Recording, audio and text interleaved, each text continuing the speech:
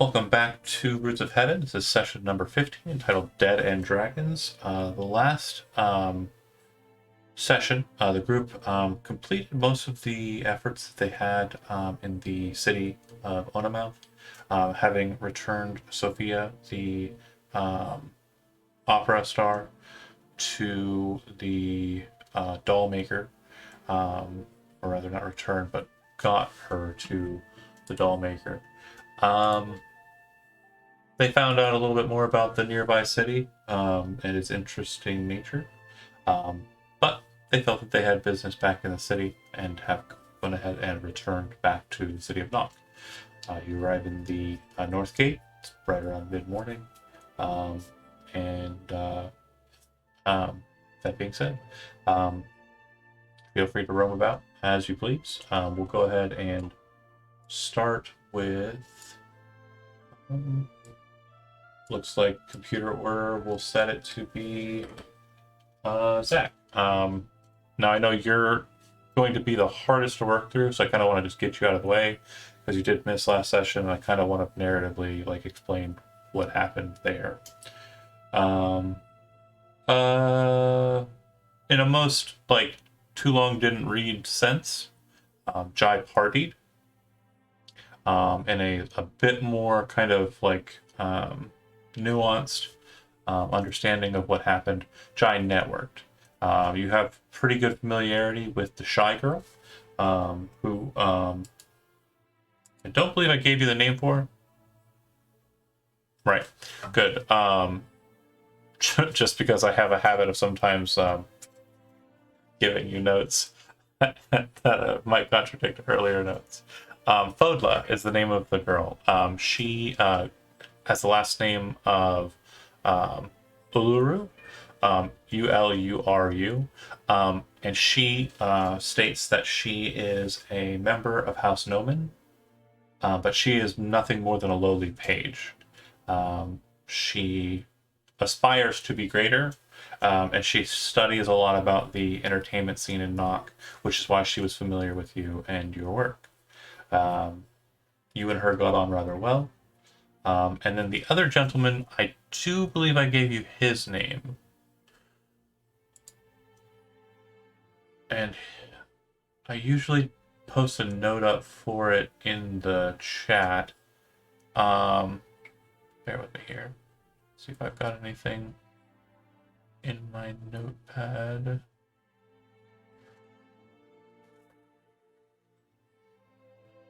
Unfortunately, that was a detail I did not track. Go ahead. That's right. That is right. Thank you. Correct. Felix Brayport.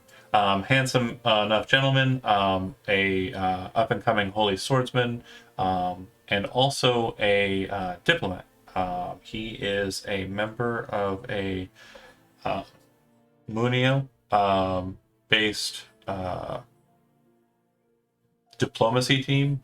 They've been sent to the city of Nock to basically uptick communications between the 10 houses and the kingdom of Munio.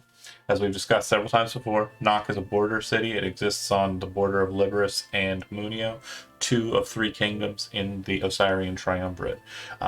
Because it sits in its own kind of domain, and the Broken Blade coasts are kind of surrounded by hostile shit all around it, not many folks really get in this way, but by sea. And so the determination of the diplomacy group here is to make sure that the 10 houses of Nock are still maintaining agreements that are basically provisional in sending resources from their location in trade for resources from Munio. Most of what comes out of Nock, as I'm sure everyone's probably kind of at least slightly aware, are technological wonders created by House Harrigan, House Calibor. Strange biological things such as the mycelial blocks and bricks, and other such things that are produced by Gravesend and Calyx. artistic endeavors are usually produced out of Daigot and Nomen, and House Sareda and the two main houses, Rosnald and Alustair, don't have much in the way of trade. They're more structural houses that focus on the protection of the city in the case of House Sareda, the workings of the city in the case of House Rosnald, and the maintaining of the histories of the city in the case of Alustair. But yeah, you and Felix get along well enough. Regarding if any passionate endeavors were engaged between you and those individuals, entirely up to you. Both parties were willing. So that's entirely up to you and your headcanon. Yeah, is there anything in particular that you want to do once you get into the city? John.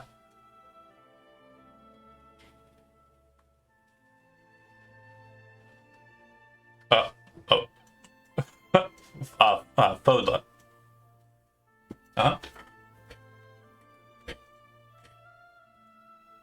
She is a member of House Nomen, so she can, attain performance.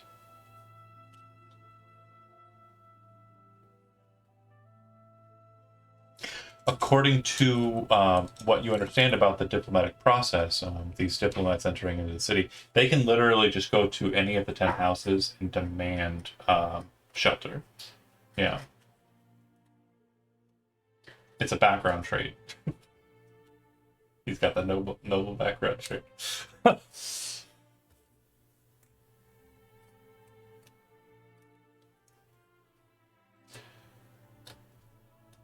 Well, when you left, they were the rest of the group was basically intent on getting back to Nock with whatever business they'll engage in or they'll mention here, and you can ask them what they were getting on to if you want to.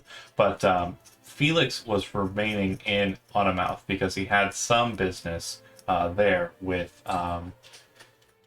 the doll maker and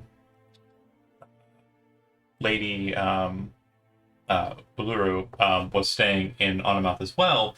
It was her intent to actually get access to a couple of the bar troops that were going to be entertaining the doll maker that we kind of mentioned in passing during the external kind of meet and greet shit.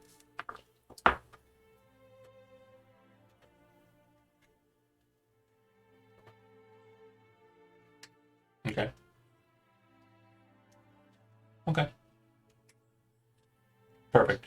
So you're engaging in trying to find out where or, rather who. Got it. We like tea parties. Ideally, it'd be a tea party. We like tea parties. Push the tea. Next up on the docket then would be Elizabeth Sen entering into the city. I presume first order of business is get back to Padre, but again, there could be something else. What do you want to do?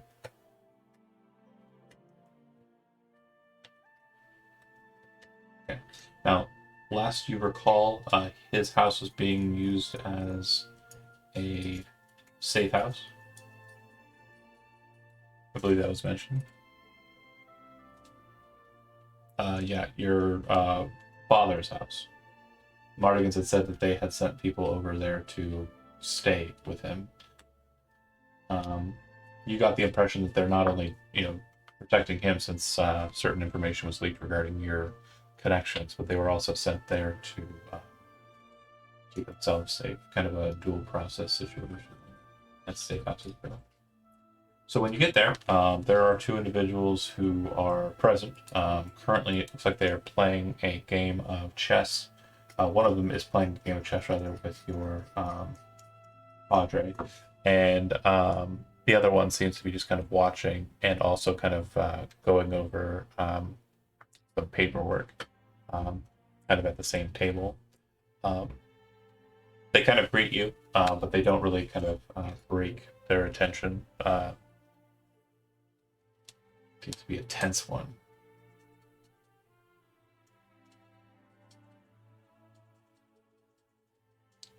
Well, he likes games that challenge his mind.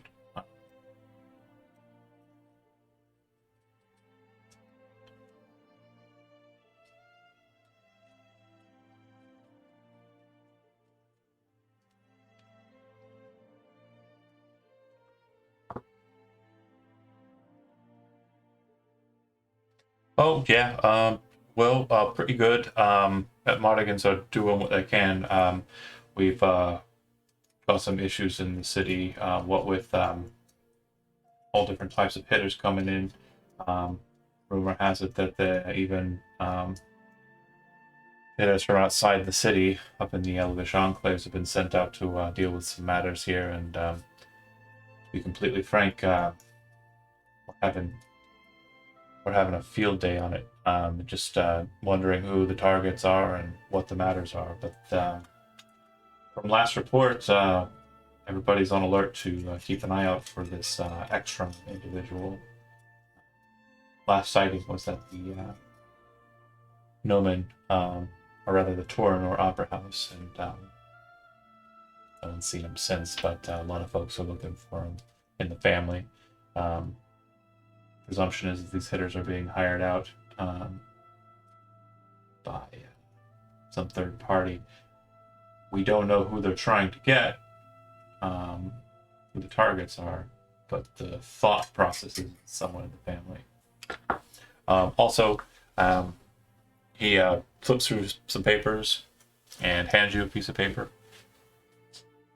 You'll see that the document is a wanted document.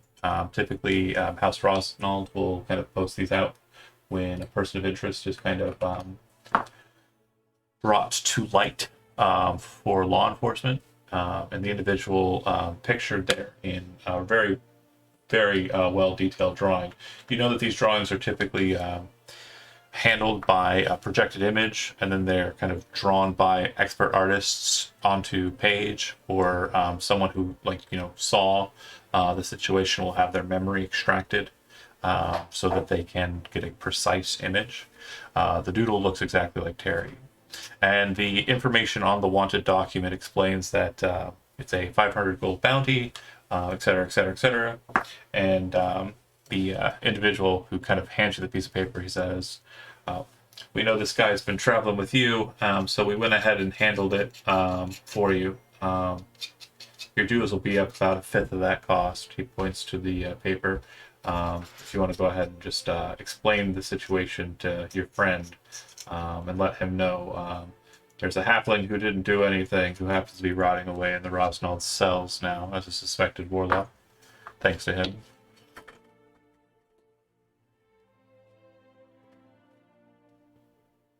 And if you want to lie to him, say that the 100 gold that he's going to be paying as payment for us doing this deed is going to the halfling's family.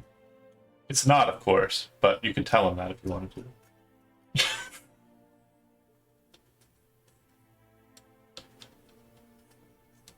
Yeah.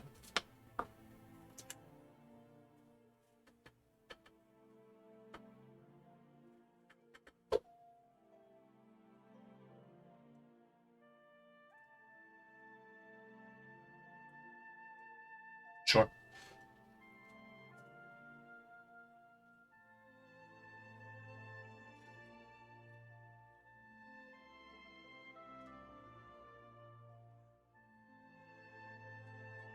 Kango hitters are also active and live around the city. From what we understand, your tie-ups with that one from the island might be what started this, but again, we don't know much about what's really going on detail-wise. The only person I could say, if you can get a hold of Tybalt, or if you can get in direct with Dante, so much the better. But I really don't think anybody else would have information regarding what's really going on. And this is the first time I think that I've mentioned Dante. Dante Blackhand is the master of the Mardigan family in Nock.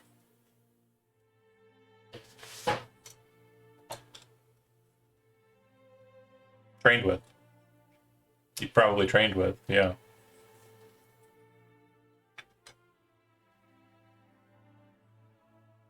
being of a higher rapport than most Mardigan, gutter snipes, cut purses, and bandits, brigands, hitmen, etc. You wouldn't. You would think you could probably get in contact with them in a day or two.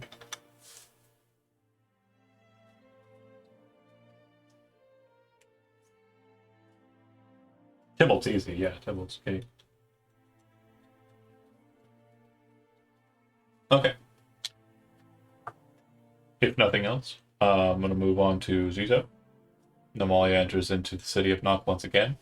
What would you like to engage in? Okay.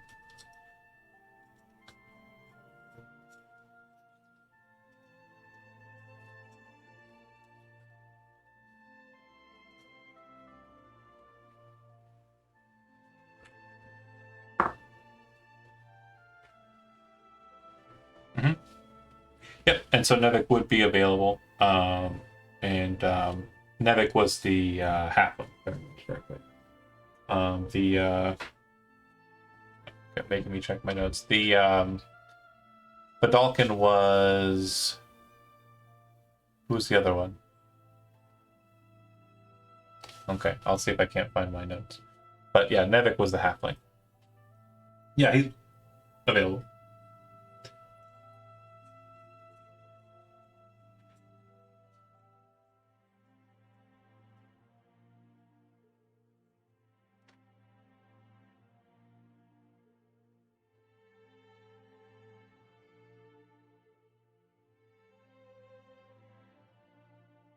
Mhm.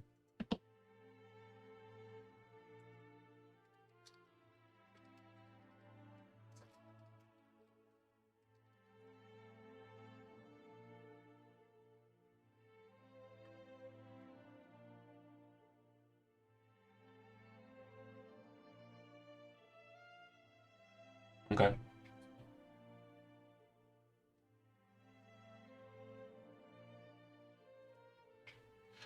Are you narratively explaining the entire transaction with you and the druids, or are you keeping out any details? This is important.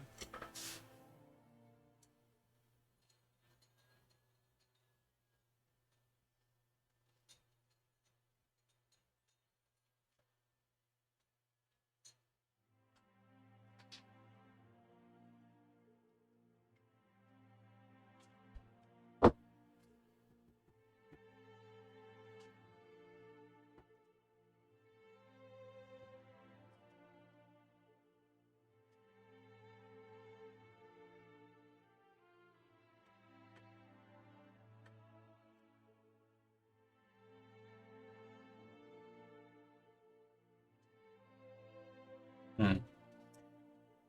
Yeah, Alicia Nagai. If you kind of explained it out, not like, data point for data point, but kind of narratively explain it, um, he kind of looks at you confused. She's been bound up in the north for years, quite a long time. Um, you're saying that the demon prince is free?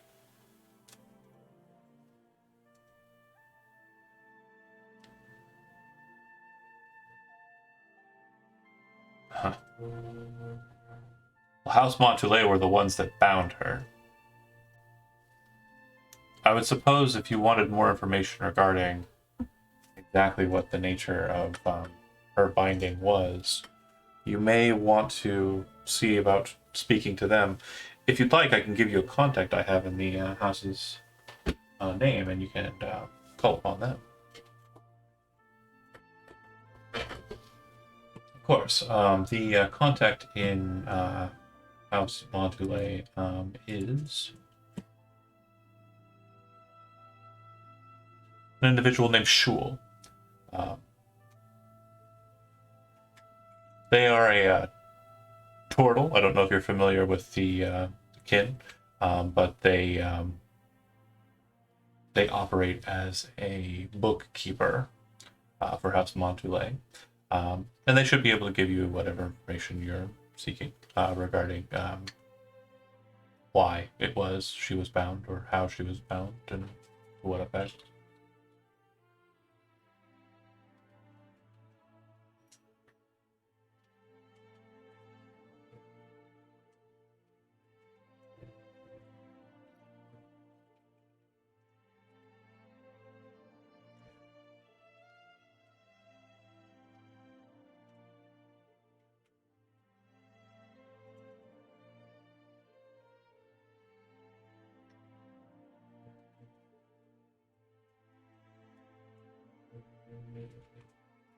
The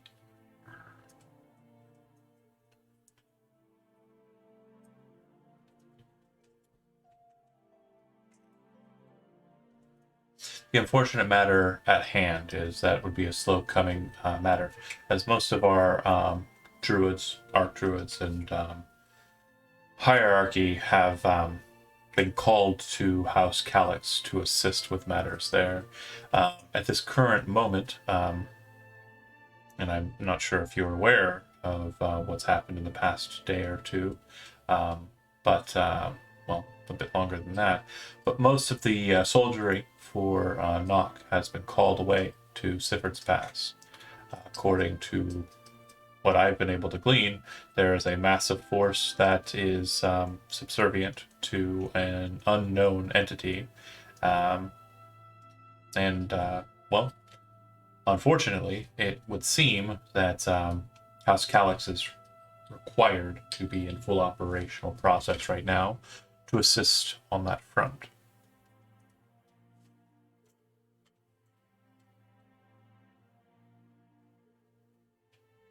Yeah.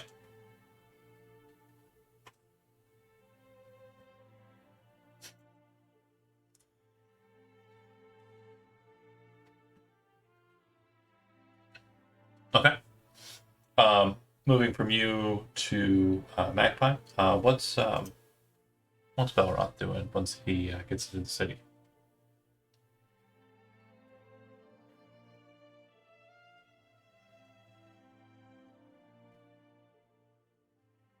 Yeah, so Sayareda, the Grey Order, um, the a number of um, forces have been sent out that way to Siford's Pass.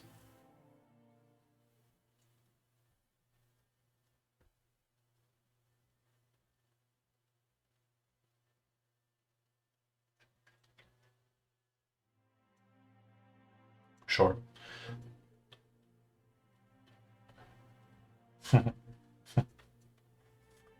All of the things that Jai engaged in then, or will engage in, you'll.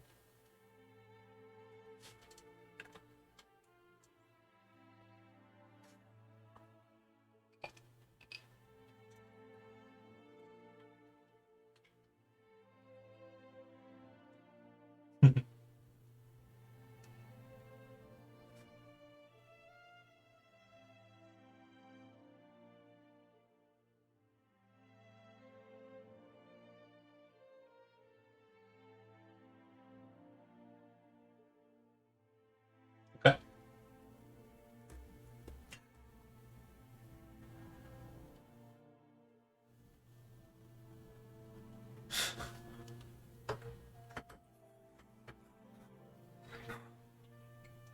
It's like Shaq trying to be dainty. Uh, um, Chris, as Terry, back in the city, you are aware that there might be a higher profile for you. Again, the details of which you aren't certain.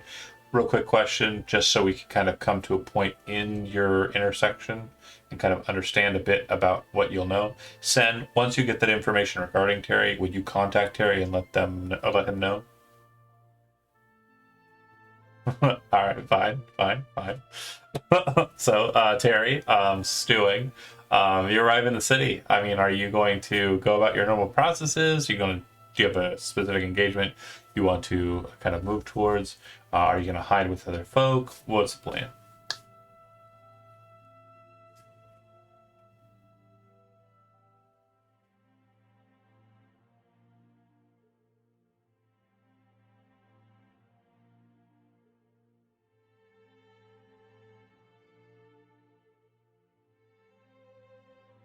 Okay.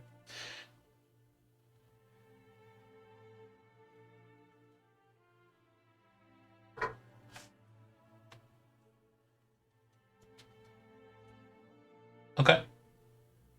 Well, you know that the Crystallis is not available as an option due to what happened in it last time. The Red Dragon Inn is pretty divey and it's close to the gates, so not much traveling required. Uh, you know that the Sweet Misery is pretty divey as well. Um, any particular interest on which one? Okay. So, it's like right through the gate, beeline to the tavern, find the shadowiest corner and sit. An ale. An ale, that's it. Okay. And run if needed. Absolutely. Last but not least, Stephanie, once you enter the city, is there anything that you in particular are wanting to engage in?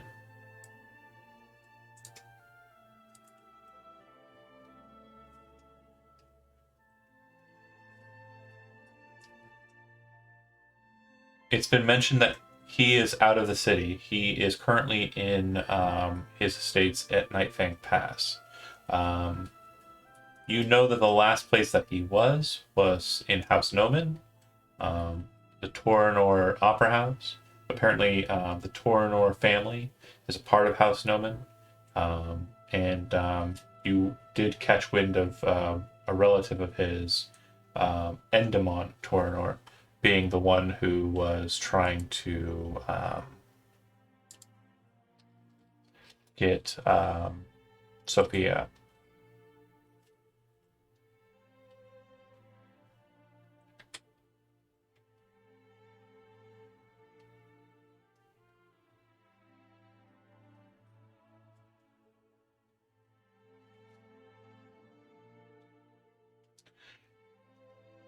Are you going to kind of pester regarding the Gulthias connection, or are you just going to try and, like, at some point during the day, subtly kind of go, "Hey," like,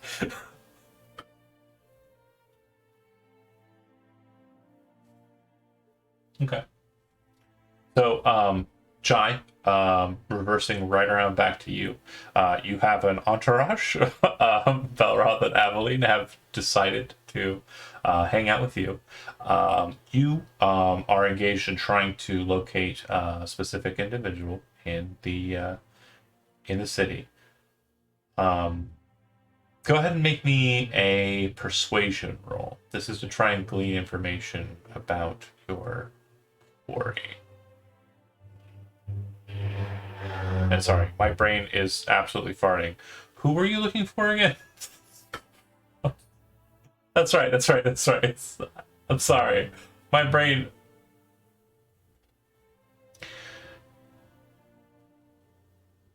Well, it wouldn't have helped too much. From what you can gather, and it's really just kind of like focusing back on who you remember seeing at the opera and kind of like what you were kind of seeing going on. Your presumption is that since they were guests of House Nomen, that they must be residing in House Nomen at some point or some place inside of their estates. Um, are you going to follow through with or follow up on that then, or do you want to?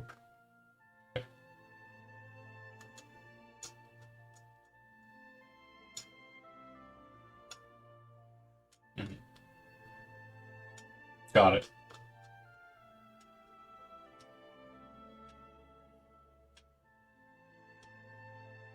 Right.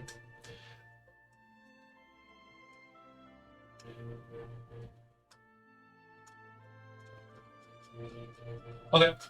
Absolutely. I would say that you kind of start inquiring about Lady Elcondra in the main kind of halls of House Nomen. And let me kind of explain. So the Opera House was kind of one portion of the main campus of House Nomen's estates. House Nomen, the best way to describe it, to kind of give you like a visual aid that's not me sucking at drawing architecture, would be think of like the Kremlin. Think of the kind of like massively strange shapes of like the Russian architecture. House Noman very much has kind of a, it looks like it was spun from glass or candy kind of look to every single bit of architecture present. Um, you didn't see much of that on the side of the campus that you were on. House Toranor's Opera House is very much an old style kind of colonnade and structured building, whereas all of the buildings that you're kind of entering into in this main portion of the estate are very brilliant and just delectable. It looks like you could just eat a building. um, but when you're kind of directed into the main hall and enter inside and inquire after Lady Alcantara, an attendant states that they will go and secure Lady Alcantara and see if she's willing to entertain a meeting, and for you to wait inside of the kind of waiting room, the main open hall there. And I presume in this kind of lull or downtime would be when Aveline springs the trap.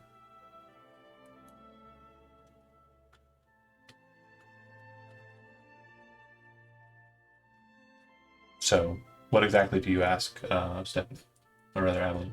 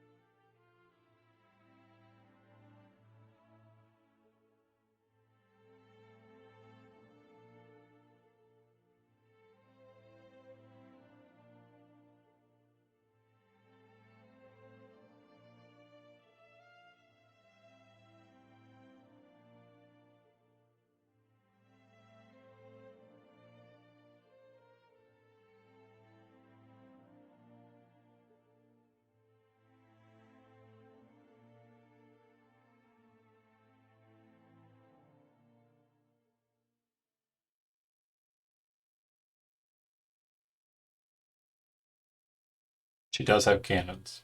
Uh,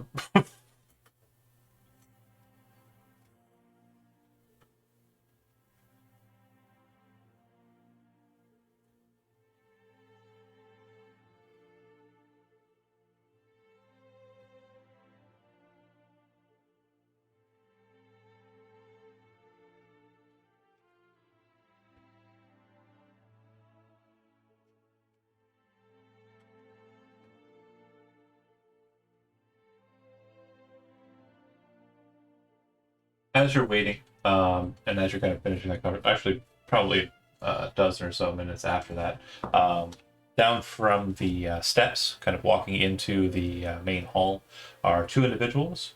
One is an elvish woman standing about 6 feet tall, pale skin, kind of bright red horns on her head, and massive devil's wings kind of on her back. Actually, they're feathered wings. Sorry, they're blood red, but they're feathered wings. Um, and along with her is a studious-looking elf. It looks like he's wearing a pair of spectacles, very much dressed in the raiments of a scholar. But their attire is very foreign to the three of you. It definitely is out of place here in Knock. It is very much kind of old elvish. I think Aveline would probably be the closest to kind of grasping the nuances of the fashion choices that are being made here. It is very much kind of like old worldy versus the modern fashions of today. She steps forward, looking to you. John. Um, is there any specific reason you had wanted to meet? The attendant wasn't very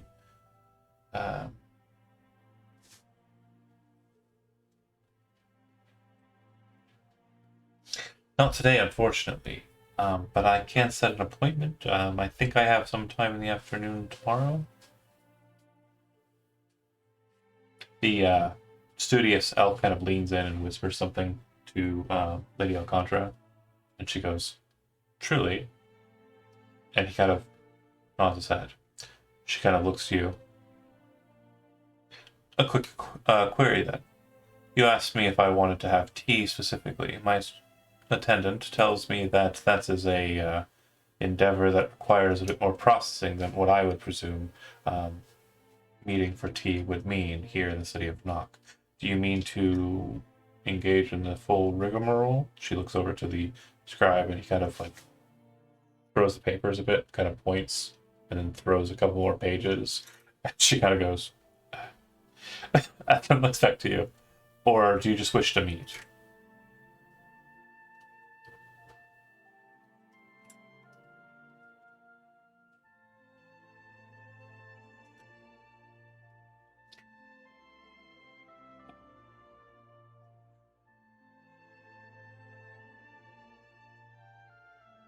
My entire afternoon tomorrow is completely open. And as she kind of says that, she kind of gives a side look to her attendant. He kind of looks to her and is about to like speak, kind of like, and then kind of like thinks better of it and stands down. She sighs lightly and then says, "Unfortunately, I have some business that I have to engage in as of this moment. You're lucky to have caught me when you did. Um, I do want to express I look forward to tomorrow."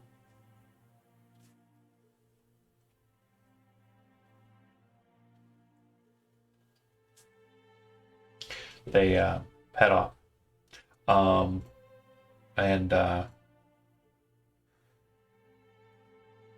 as she's heading away, the attendant kind of turns, gestures towards the stairs, then kind of wanders away. You then see another individual kind of walk down the steps towards you, kind of stop to meet with you. Says, "Hello, I am an attendant for Lady Alcantara." Um, she pulls out a book. Will the meeting be taking place? And she starts taking the specifics. Is the tea party going to happen on your grounds or hers?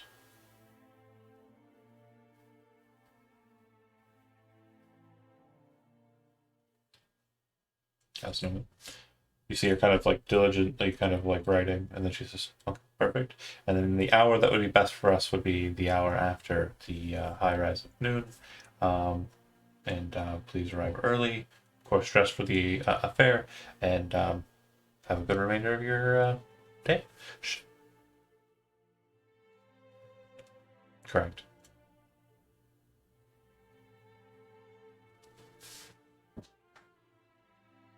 Oh, I am the master of the lady's affairs as she remains here in House Noman. And I am certain that I can retrieve attendance from the house that will be able to assist with a lavish tea party. Since we are hosting, oh, of course, she and I have been working together for a long, long time, and we are very much like sisters. Um, Out of character, make a perception check just for my fucking own hilarity. Okay. Yeah, she's an elvish woman. Seems to be, kind of in her, 100, maybe 200 years old. Seems to be very studious. And I will explain out of character for you. She is the very same attendant that she had in, yeah. Okay. So you might be having tea with her. um, anyway. All right. Belroth and Aveline, of course, there. Just confused by this whole process. Was there anything you wanted to in the aftermath? Three of you, anything you want to? Okay.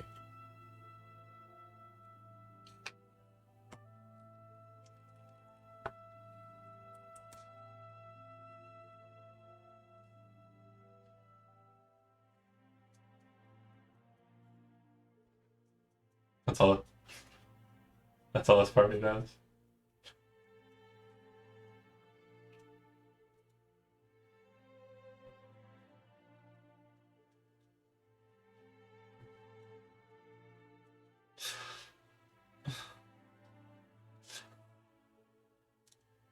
Not so good when you're riding a bike though.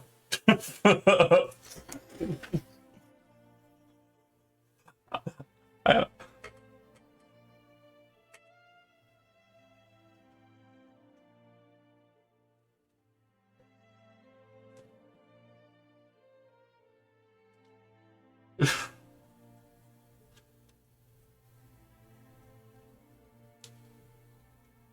my other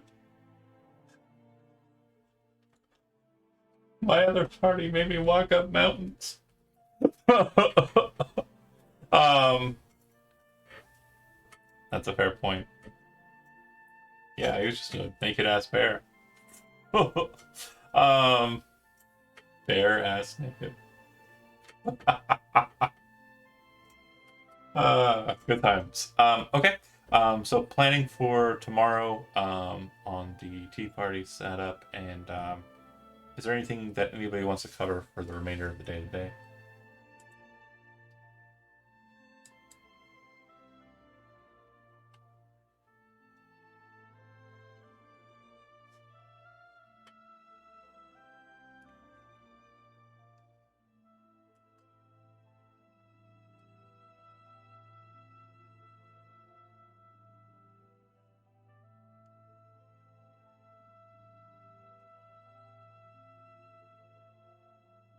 Yeah.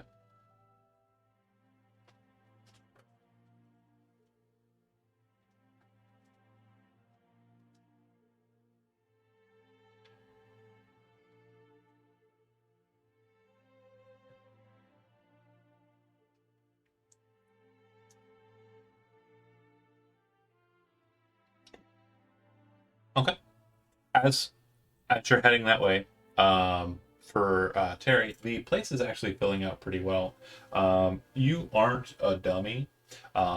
You do have an eye for kind of understanding like the situation, and it does look like a lot of the individuals who are kind of like entering into this place appear to be family. You're familiar. You've worked for the family, so you kind of get an idea that the Mardigans are kind of present here. Um, and yeah, it looks like a lot of them are kind of, uh,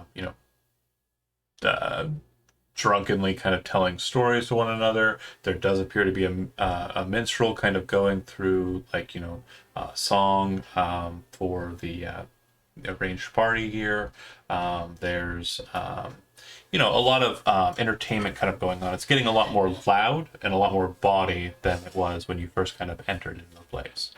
Does that deter you from remaining here, or do you just kind of use it as a cover?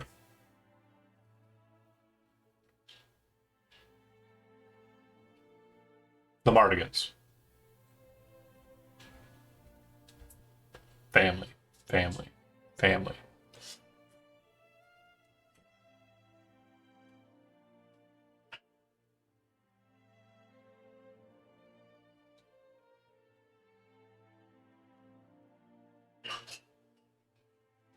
Okay. Mm-hmm.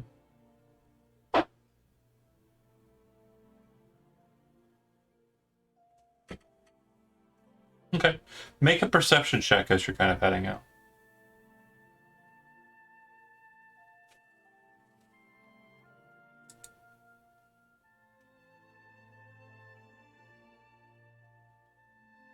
Do you want to spend your inspiration or no? Okay. So, you notice that in the throng of people, kind of like bodily, kind of, again, it's kind of like a raucous, revelry. People aren't really paying attention to, people next to them.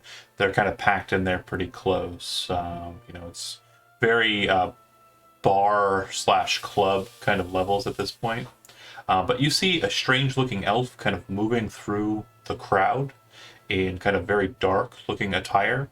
And you watch kind of out of the corner of your eye as she kind of is someone tries to stop her from brushing past them, and she brutally murders him in one or two, maybe three shots with a dagger, and starts moving past him. It looks like she is moving to kind of the back end of this tavern, this establishment. She does it so quickly that the guy's kind of just falling slowly, and the people around her don't even notice that this is how the exchange actually finalized.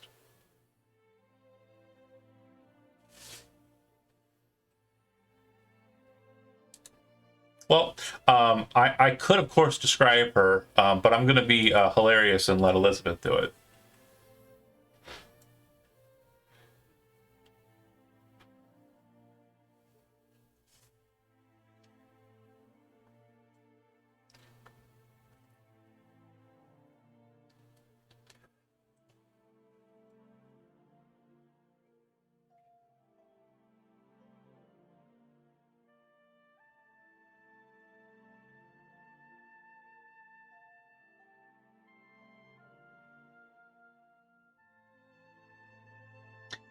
She does appear to be wearing kind of more normal clothing, but she does have what appears to be kind of like a liberty cap, kind of like loosely hanging on her head.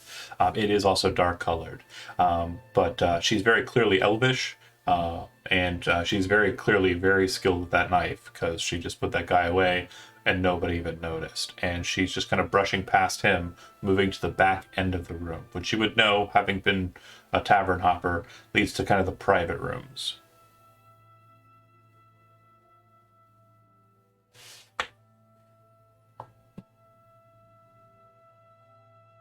You are pretty sure Sen has never been that skillful with a knife ever. Sen usually uses a rapier or a crossbow.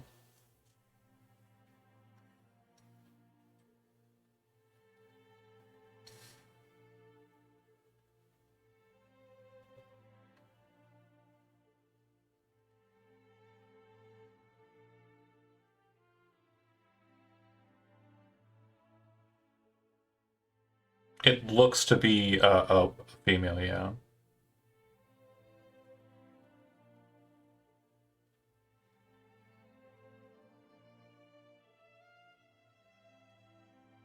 She kind of stops for a second. Hold on a second here. I need to check something.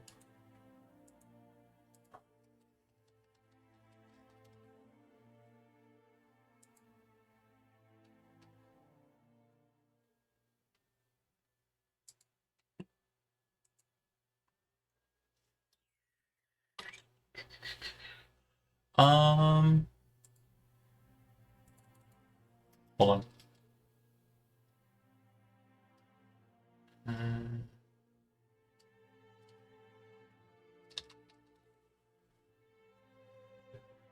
Sorry, I wasn't expecting you to try and engage with her. Make a wisdom saving throw.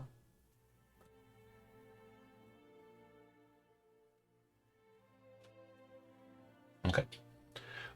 You feel a kind of force like pierce into your mind from the same like positioning. You take uh, 10 points of psychic damage, but you know that you resisted the effect as the kind of barb of psychic energy kind of blocks and blunts out of your brain. You are aware that had it entered, that the woman would have known exactly where you were no matter where you went. And you see her kind of like looking around, curious, and still moving towards the door, but slowly, more cautiously. Looks like her stance has kind of changed and her gait has kind of become more reserved.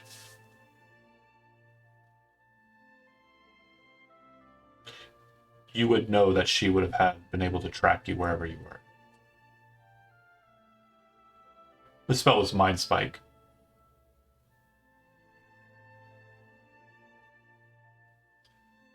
I'm sorry, your seat sort of in the shadow? I would say so, yeah. Mm-hmm.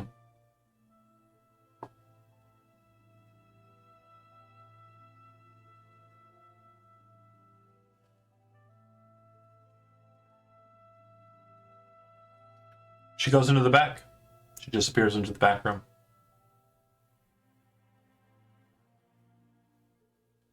About that time, you would see Sen entering in the front door.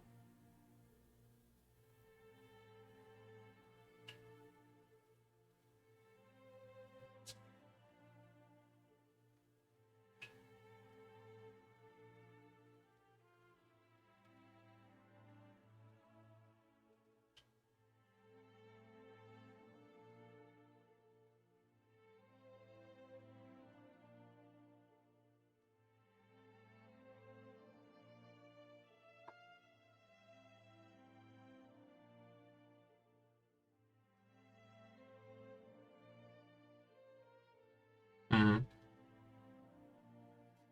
About that time, that Sen starts to kind of take the seat.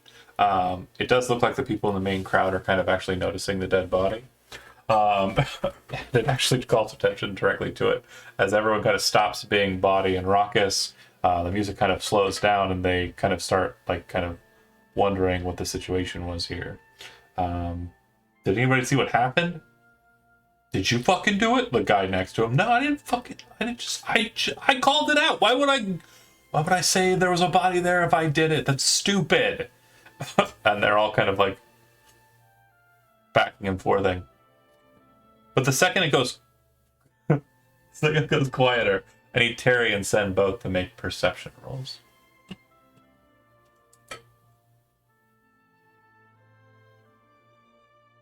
19's good enough. You definitely hear that there seems to be kind of a situation going on in the back rooms. It sounds like there's an altercation happening.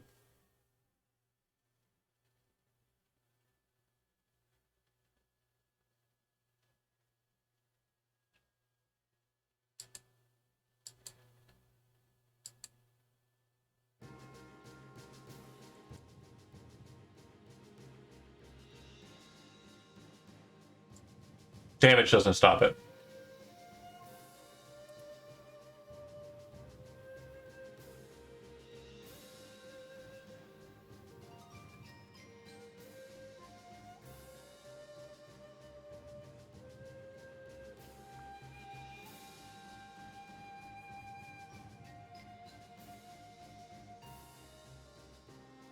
As he's explaining it, the door opens and you see a woman coming out.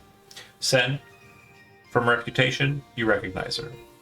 You already know everything you need to know about the character. Everything that you know about the character, in a very general sense, Sen knows about the character. You know she's not one that should be fucked with. And she starts walking out.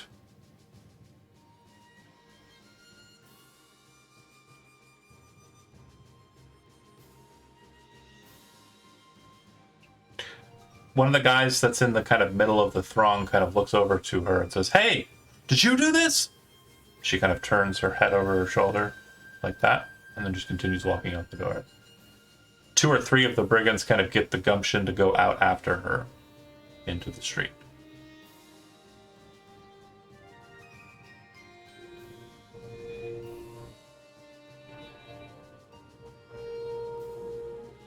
They are. If you want to intercept, you can.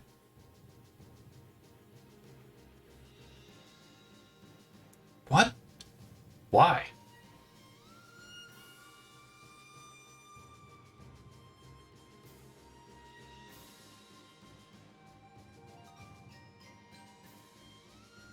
No. All right. Well, you think she did this? Kind of points to the dead guy in the middle. No, you didn't notice. They move to the middle of the thing and start working at it. The back door kind of just hangs open. Nobody seems to notice it besides really Terry, having saw her go in and having seen her come out. Sen, you saw her kind of approaching, so after she had already exited.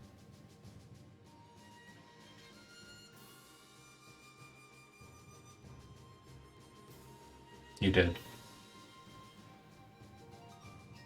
Actually, you probably would have seen her come out then, yeah.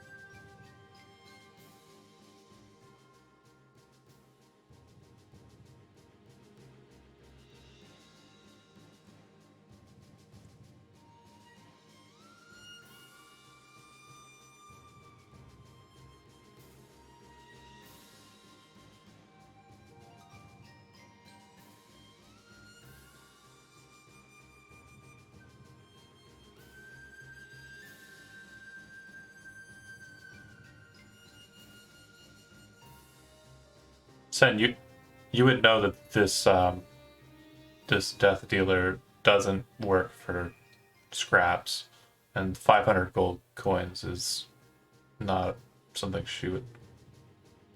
Okay, okay. I just want to make sure that you aren't under the false apprehension that she even gives a shit about him.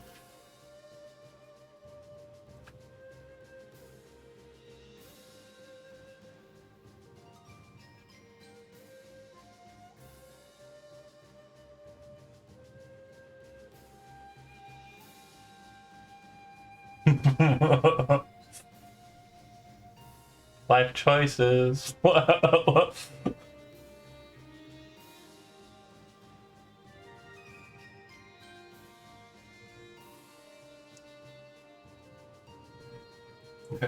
No one seems to care. They're focused on the middle of the room.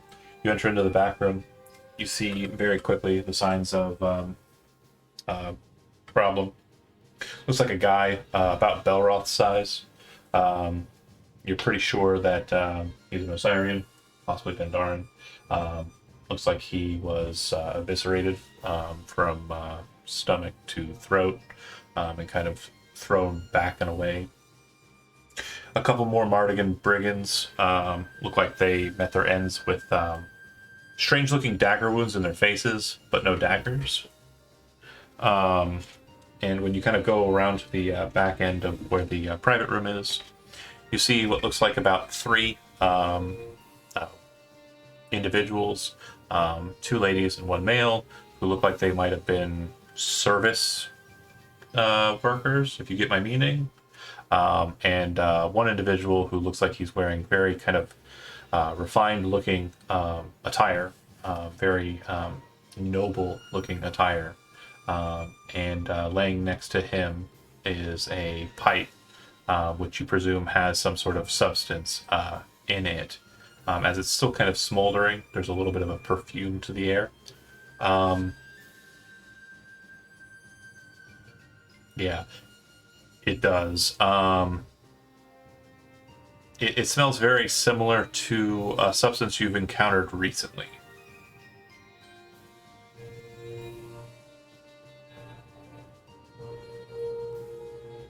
Agony. Yeah, liquid pain. It looks like they were basically utilizing a pipe to smoke the liquid material. And this individual looks like they were left with a present. The present is saddled inside of their chest. Very neat placement of the dagger. From what you can tell, the dagger appears to be made out of a different substance than normal daggers might be. Looking at it, you recognize it as cold iron, which you know is exceptionally strong against fey creatures.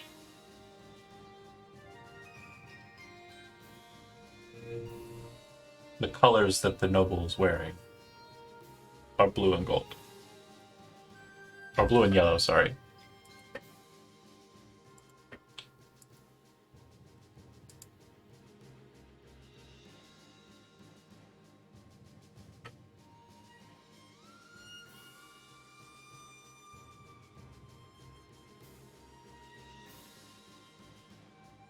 Yeah.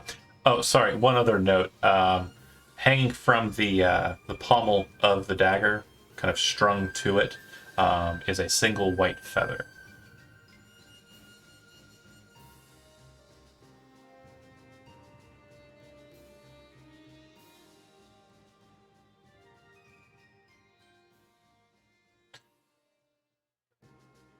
Yes. So Elvish scouts and Elvish kind of individuals in kind of war times will loose arrows with white tassels on them, white feather tassels on them, towards their own compatriots, landing or hitting near them to warn them that they are present, are there, and to alert them that this is a peaceful, engagement. So if you were kind of stumbling through the woods and then an arrow hits with a white tassel, you would know that this is a peaceful, engagement with an elf. Whereas this dagger with white feather in a guy is kind of a weird symbol. the meaning of which is probably not meant specifically for you.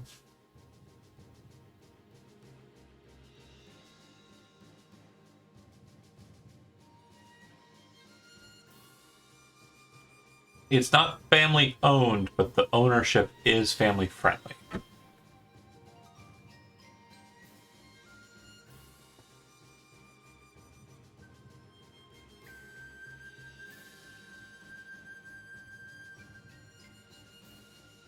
Okay.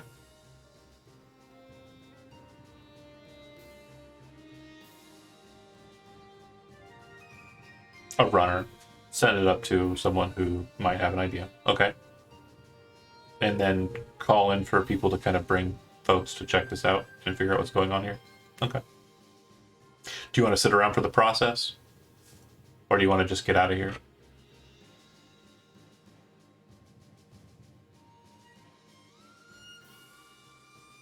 Okay. So, sure, some Mardigan individuals come in. Some people of kind of higher repute. Tybalt is one of them. Kind of going over the situation, and you see them kind of strangely focused on the pipe. They go through the room and kind of investigate everything, and they find 3 more jars of agony kind of present inside of the location, and they're very kind of like flustered by this. They go back outside. They start taking names of their own people, and then kind of go back to work and cleaning up the back room. They're very annoyed is the main thing that you're picking up from them. And the other thing you're noting is it doesn't seem like the agony was Mardigan made or Mardigan based. This seems to be a process that's outside of them and not something they want to engage in. And so there seems to be where the annoyance is coming from. This connection.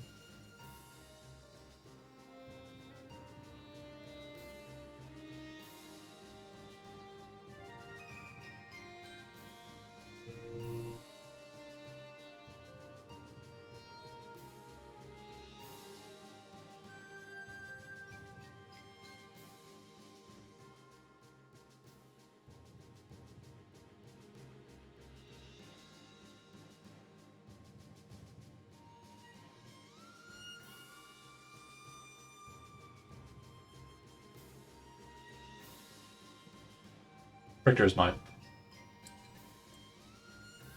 Mm-hmm. And they state that makes sense. From what I can tell you, gestures towards the dead Montalay noble. That's Eorix. Eorix Blackaven.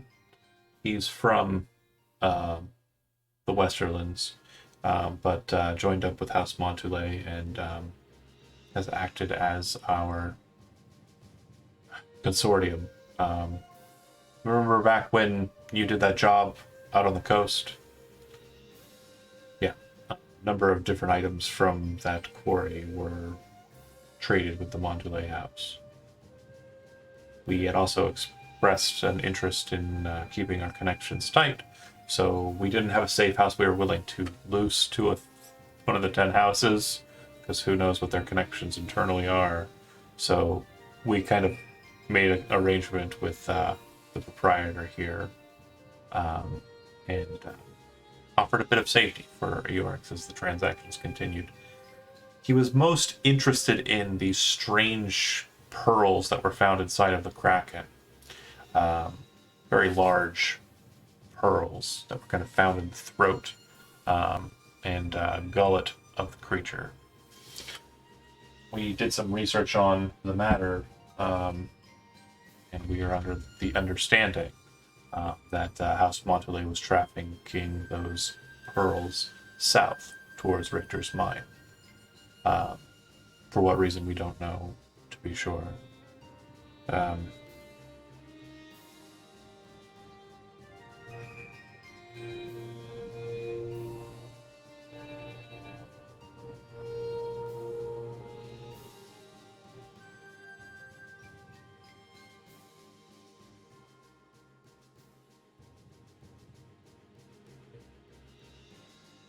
Yeah, Apparently, there's a massive war going on, or battle going on there. A lot of folks from Nock have been sent out that way.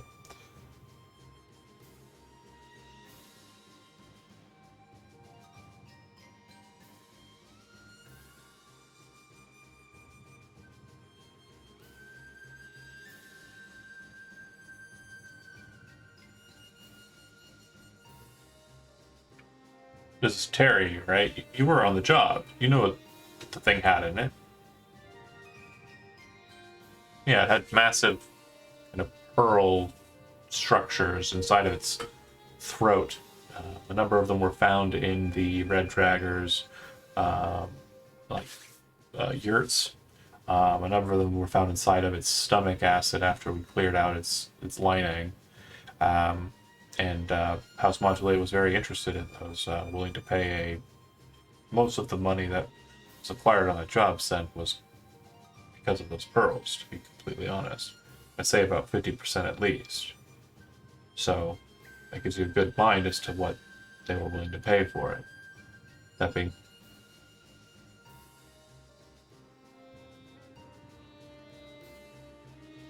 I would assume so, unless they bought them for purpose.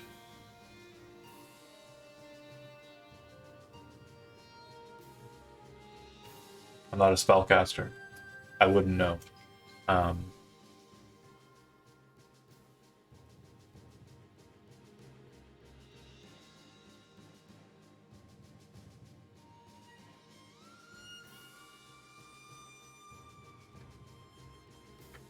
if you two are having a spat, I can come back at a better time.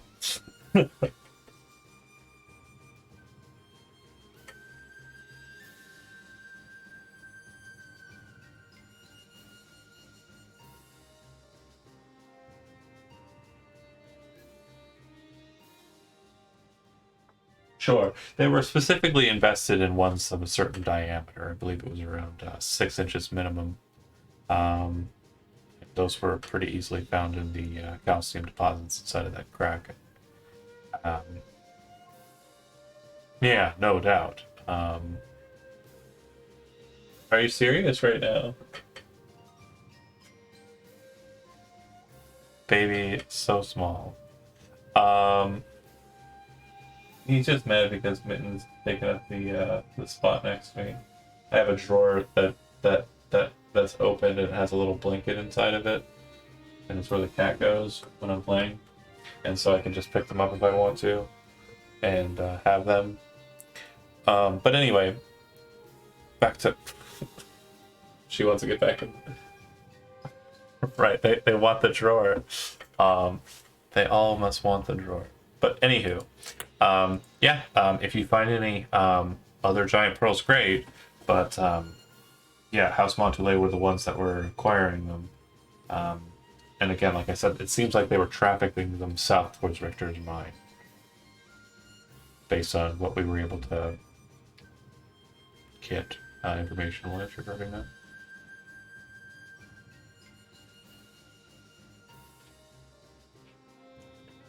I've been a smuggler for a while in my time in Nock, and I know there's plenty of ways to kind of maneuver stuff out of the city. Why they would want to maneuver something out of or into Richter's mine, I don't know. It's a dead end. But based on its location, they must have some way of moving it somewhere else. There's no reason why the town is Sereda maintained. Like, I'm completely confused by the matter, but apparently someone wanted this connection severed, and kind of looking at the bundle that you handed him, I assume, kind of opens it up, kind of lets the feather drop out. Message clearly received.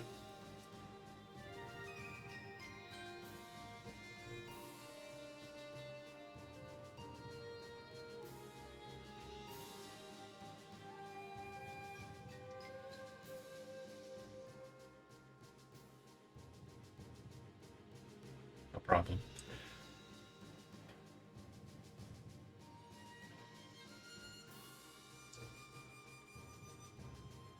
Of course. Might have need of you. But so far as to say, not as yet.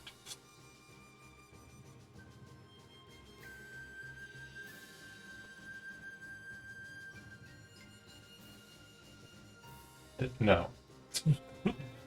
um, I think the I think the most I think the most proficient hitter we have in the city right now is Alton. He's gone missing.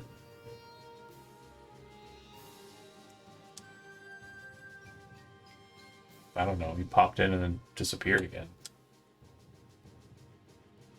Halfling. He kind of says halfling. Am I right? Kind of gives like a side-eyed look at Derek.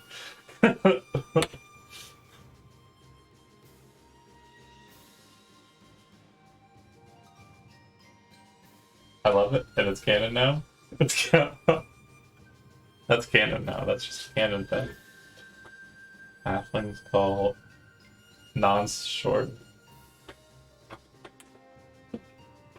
That's not from something already, is it? Okay, I love it.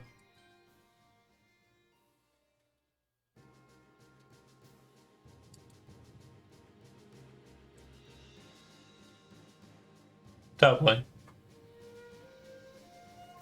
7. It's not double.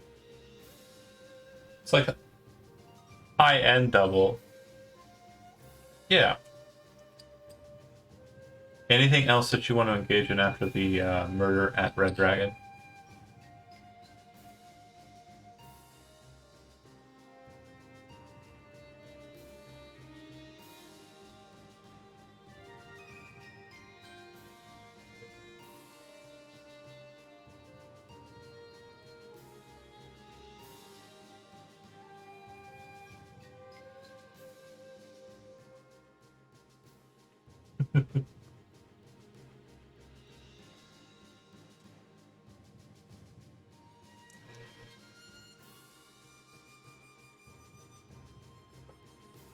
Sure.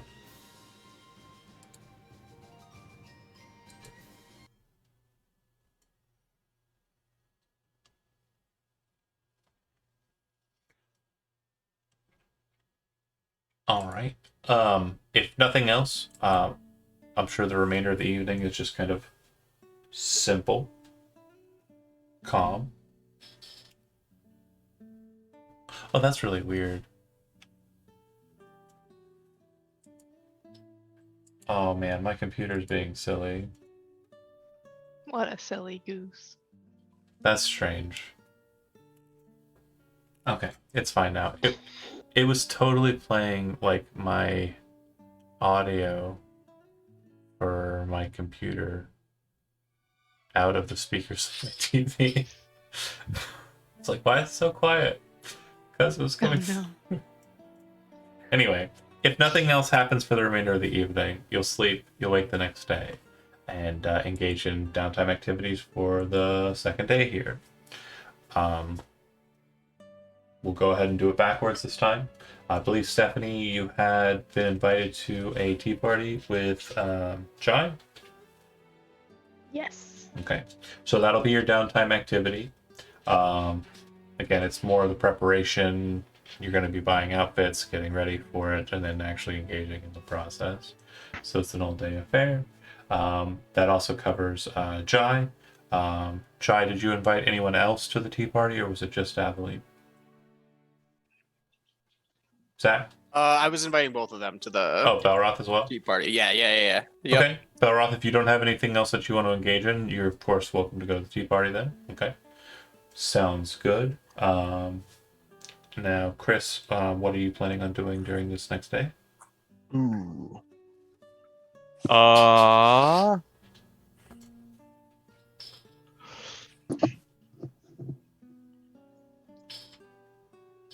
I'm not sure. I really don't want to be sticking my nose into anything. Oh man, I actually got those. I might pop by the Grand Library and return my books. Okay. So research, are you wanting to kind of like research anything in particular? Maybe look more into the Mardigan, see like what stuff they've got there. their fingers in Sure. and how to avoid them. Okay. Well, pro tip: stop traveling with one. That would be the best way to avoid them. Sen is Sucks to suck. 100% a Mardigan. Oh, Yeah, I'm gonna say Terry doesn't know that. Terry does. You've worked. How do you've you worked- not know? you- I you- don't know. You have worked for the Mardigans. We've Okay. literally done jobs for them. Okay, Well- okay. You more so than anyone else here, because remember, the one shot was you, Sen, Right. and Right. other individuals who are no longer here, who worked for the Mardigans to attain that Kraken corpse. Right. Yeah, you did find one of those pearls.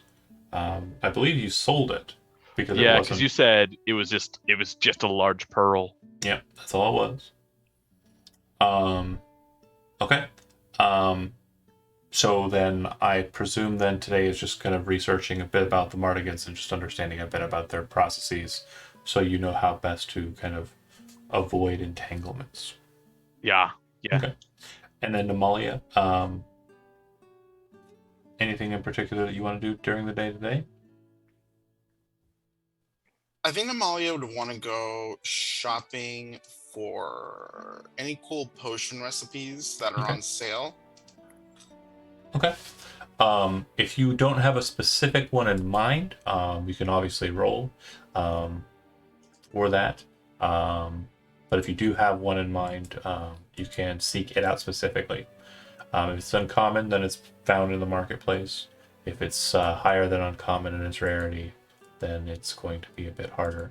And then the price of a recipe is typically 2 times the cost of a common, 3 times as much as an uncommon, and 4 times as much for a rare. You know, I don't even know how much money I have. Hold on. Now, Stephanie, I saw you click a thing there. Oh, sorry. I was reading and I clicked okay. it on accident. I just want to help you along with that because it's a really good thing to do at the beginning of the day. You currently are 9th level, right? Yes. So for infuse item, let me see here. 1 second. Artificer. No, give me the Tasha's. For a 9th level Artificer, you have a total of 3 items you can have infused at a time, so the same number. And if you want to change those up, you certainly can. And then as a artillerist, 9th level, I think it's just explosive cannon is what you got at the 9th level. So your cannons just do more shit. But yeah, you could change up what infusions you currently have active at the time.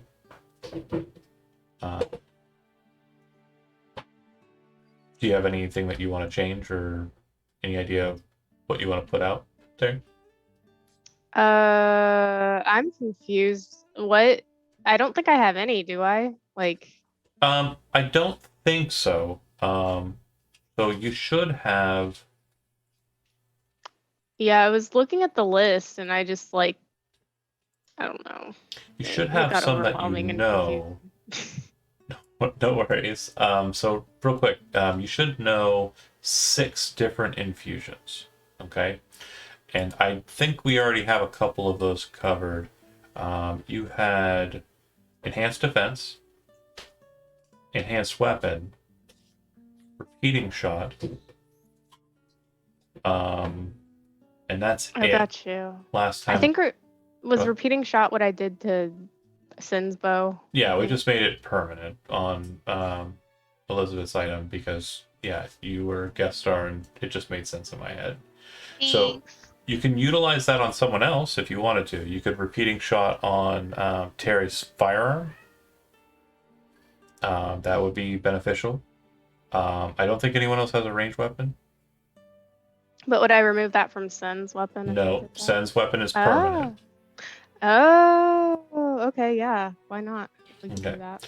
And then you have 3 additional infusions that you should have and know that you haven't picked.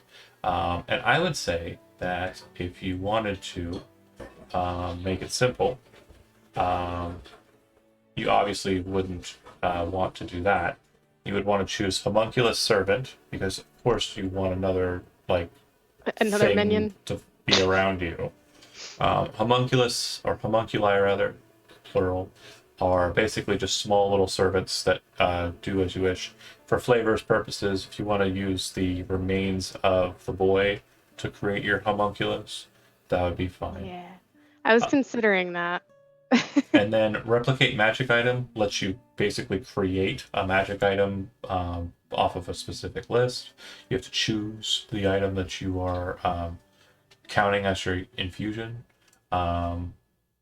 So you can't replicate magic item isn't you can just do any one you want. It's when you take replicate magic item as an infusion, you choose one of the items listed. I would say with what we have in the party and what we have kind of been dealing with as a 9th level artificer, let's see. I would say everything else is pretty lame except for Mind Sharpener. You could create a Mind Sharpener for yourself. Mind Sharpener is an item that you would wear that has 4 charges, and when you fail a Constitution saving throw to maintain a concentration on a spell, you can zap the Mind Sharpener to be able to maintain concentration.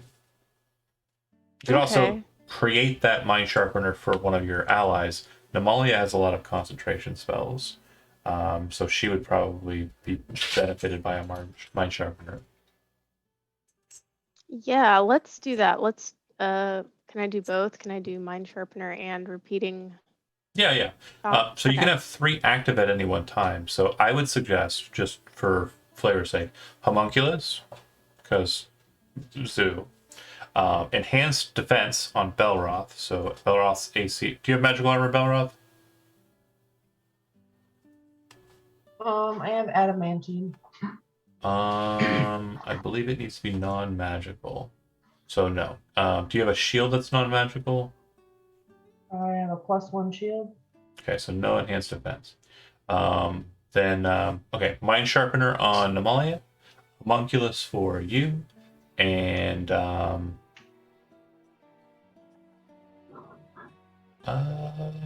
Repeating shot. yeah, on the pistol. There you go. Cool. So your pistol, Terry, now does not require ammunition. Ooh, It ignores the nice. loading property if it had it. It shoots magical bullets, and it has a +1 to attack and damage. Nice. And then Namalia, or rather Zizo, do you have the information on the Mind Sharpener? If not, I can look it up. okay. Also, it's right there. Cool. Okay, great. So Namalia, you spend the morning kind of doing some work, passing out items, and also reclaiming your Shield Guardian from House Calibor. Cool. They don't seem too terribly focused on trying to survey you. They do go through the process of looking you over when you're there, though. Anywho, was I on Sen? Did you do a thing for the day? For day 2, no, not yet. I think you're the last one because Jai, Belroth, and Aveline are going. Oh, sorry, Namalia. Yeah. Did I finish No. with you? You're potion searching. Yeah, I was potion searching. Did you find one that you want? Yeah, so how much is it to buy a rare potion recipe? So a rare potion costs 500 gold pieces, so the recipe would cost 2,000. Ay, Dios mío. Yeah, it's a bit pricey. What about uncommon? So an uncommon potion would cost 150, so 500 or 300. For the recipe? Yeah. Okay, so I'd like to I'm sure I'll find it, right? I want to get potion of superior healing. Oh, that's Oh no. Wait. greater it's the, healing. the is, one before. Greater healing. Yeah. Yeah. Okay. And the recipe for it, I'll get a card for it out, but for simplicity's sake, it is very much similar to a potion of healing's recipe, just costs are different. So potion of greater healing costs 150, so it would be 75 per potion crafting, half its cost. Okay. All right, that's your day searching for the recipe, and then Belroth, Aveline, and Jai, you arrive at House Noman. You were taken to a nice kind of garden area, kind of set in between a couple of the strange buildings, more tower-like for these. And you can see that the attendant who you spoke with yesterday, Jai, kind of greets you. You are, of course, dressed for the occasion. You spent your morning getting ready with your favorite tailor, who's not too far away. And the attendant leads you into the area where you see that there's been a table, or there is a table that has been laid out with finery. There are pastries, small sandwiches, all sorts of different effects on the table, and it looks like a really neat porcelain pot that seems to be kind of steaming from its nozzle there. Sitting across the table from you as you approach is Lady Alcontra. To her left is the attendant that you saw with her yesterday, and to her right, kind of not sitting at a chair, but sitting on the table, is a smaller, very small creature. Looks like the creature's probably about maybe a foot tall, and they kind of have like a bright glow to them.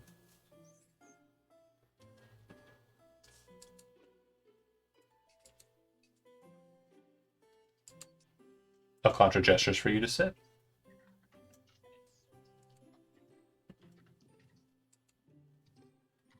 Zach, are you there?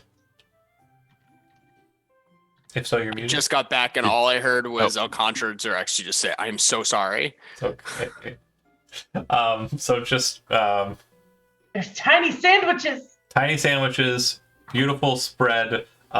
Sitting with Alcontra. To her left is the same attendant you saw yesterday with her, the magician type. And to her right, there's an open chair. But sitting in front of that chair on the table is about a foot tall fey creature that has kind of like a bright glow to them. And I don't recognize the fey creature. You know that the fey creature would be a pixie, but you aren't. Okay, that's what I meant. I wanted to identify it. Okay. Then yeah, I would follow and sit as gestured. Okay.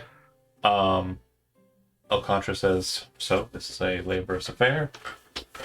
As I understand it, Nock is a very high importance and regime regarding the etiquette involved in this practice. I, as the host, am supposed to offer you tea, and she goes through the process, kind of like annoyedly trying to maintain the posturing, and you can see that the wizardly type is kind of nodding his head in like approval. As she kind of like fumbles through that beginning, I want to like hold a hand out to her and say, "Hold, my lady, please. We're all friends. This is meant to be a fun time. I understand that it might seem like a bit much, to put it simply, but if you..." How should I put this, Belroth? If you lean into the tradition, I think you'll come to find it's quite enjoyable.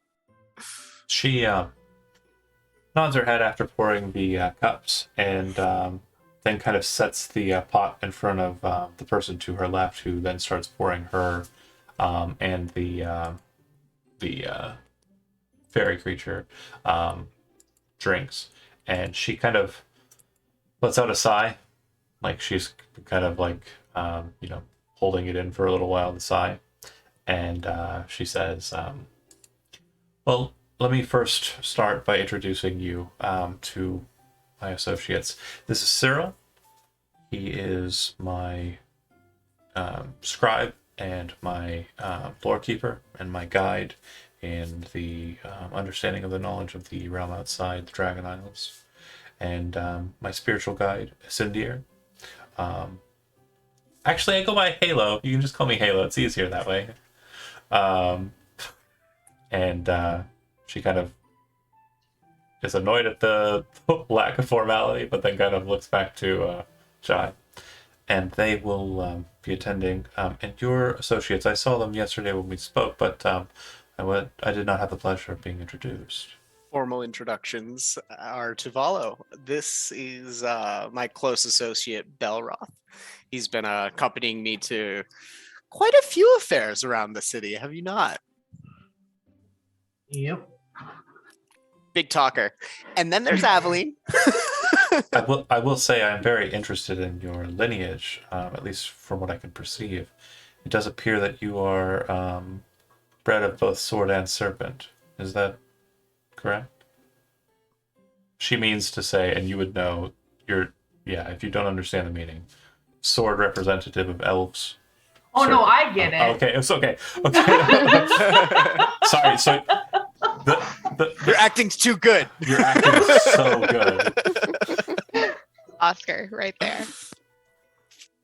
I'm so Yeah, sorry. he just stares at her and it's just like, okay. She kind of dismissively kind of looks to Jai as Jai presumably goes to the next introduction. And then there's Aveline, who unfortunately I don't have the pleasure of knowing for as long, but has accompanied me for quite some time now. Another The big pleasure talker. is mine. She nods her head. I will also make sure and do to formally introduce me in my fullest. I am Lady Elcondra Abikia Elistrium Gelshay of the Dragon Isles, specifically of the Ellenshay Enclave. Our town and our enclave in those isles was obliterated very recently. We held out for as long as we could and have made our way out of the catastrophe to pick up a new life here. Most folks in my position would be, and she kind of stares over at Cyril, would be interested in trying to engage the matter that caused the devastation and deal with it prudently. While others, looking to Halo, who's just beaming, got a smile on his little face, more wisely decided to make sure that we were able to find people of good graces who would be able to take in the people who would be left as refugees from this matter. When Kasari Yanwei fell, so too did a bit of my heart. I buried my father there, and I am certain that his tree would be desecrated by the creatures we left behind in the midst of that conflict. But, as you say, as long as I'm willing to acclimate myself into these traditions, perhaps the spirit of it will warm to me.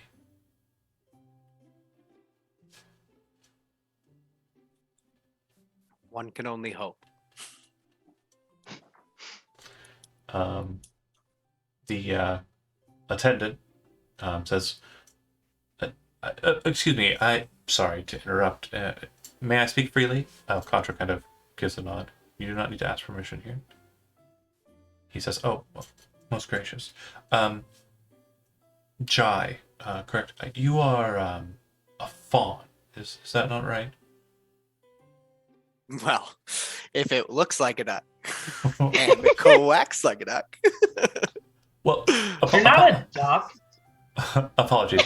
Fawn are a bit more of a earth aligned fae, so we haven't seen many of them from our homeland.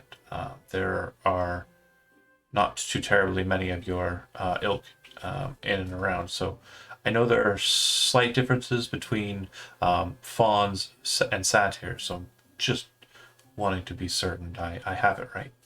You do. Thank you for your consideration. Not many would be so delicate to differentiate, and I appreciate that. Categorization is my life's work. It's kind of what got us all into this mess. He says and kind of stares down at his feet. Well, it's good to know what we're good at, right? Correct.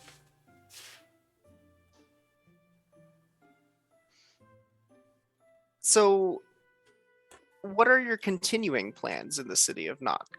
Do you ever plan to travel back to that home?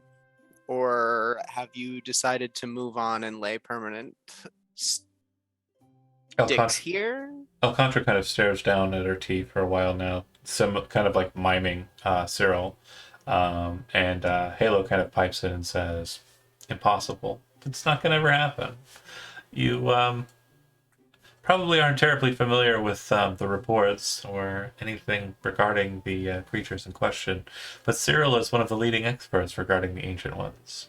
And needless to say, the Isles are theirs forever and ever beyond this point." Then, do you intend to make roots in the city of Nock, or is this a temporary stay? I like it well enough. Halo says. Alcantara kind of nods. It's a fine enough place. I do have goals in making my way south to Varhun province and seeing the great city of Talanya. My father says he always wanted to go there, and I suppose I can honor him in that way. But Nock seems to be a fine enough city, and if I were able to find something of substance to latch onto, I suppose it would be wise to maintain it, that connection. I would say House Noman is a good group to be ingratiated with. They can offer you many opportunities, specifically in the arts. You were at the opera, so I'm sure you're aware. Yes, that was a fine display, to be certain. I know that not all of my folks are interested in being bound by these walls. Kasari Yanwi was a much more open space, despite having been built on the roots of dwarvish holds. But I feel like whatever hold I had over those people and their loyalties is something I will struggle to and will absolutely need to break. If they hold themselves to me, it would prove more troublesome for them than anything in the end. And if I may speak more honestly, it may make travel for you a bit easier. There's a bit of a freedom that comes with not being responsible to patrons. I certainly know. And Halo says, they're fine here, you know? This is a pretty good place, and they should be able to find their way wherever they'd like to go. You have provided them safe passage, which is more than they would have expected based on the circumstances I'm understanding. I don't know if you need to be beholden to them, lady. You call yourself Lady Alcantara still, but your place of power has been destroyed, and your people, while they did follow you to the city, if you wanted to maintain a title, a position of power, here is not the place to do it. But she kind of like loses herself and stares back into the cup. And Cyril says, "It's not that easy. It must be understood that Lady Alcontra, during the end of our time in the Dragon Isles, was bequeathed the title that she cannot easily discard. A war queen does not simply shed in her position as a moderator of conflict. Despite Halo's desires to have the folks of our islands just fall to peace, doesn't change the fact that the conflict remains." Lady Alcontra kind of looks at him. "That's why I wish to go to Varwin. If anyone can relieve me of the title that's been placed upon me, it would be that the elves of the Sabarias Academy."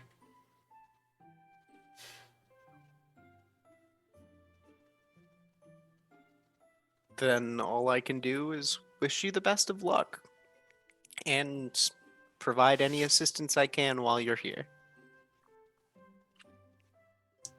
The time goes by a little bit silently, Mhm. as tea is drank and food is consumed. But somewhere in the midst of it, Cyril kind of looks to Aveline and says, if you don't mind, I saw another like you in the Opera House. Are undaunted of your nature common in these parts?"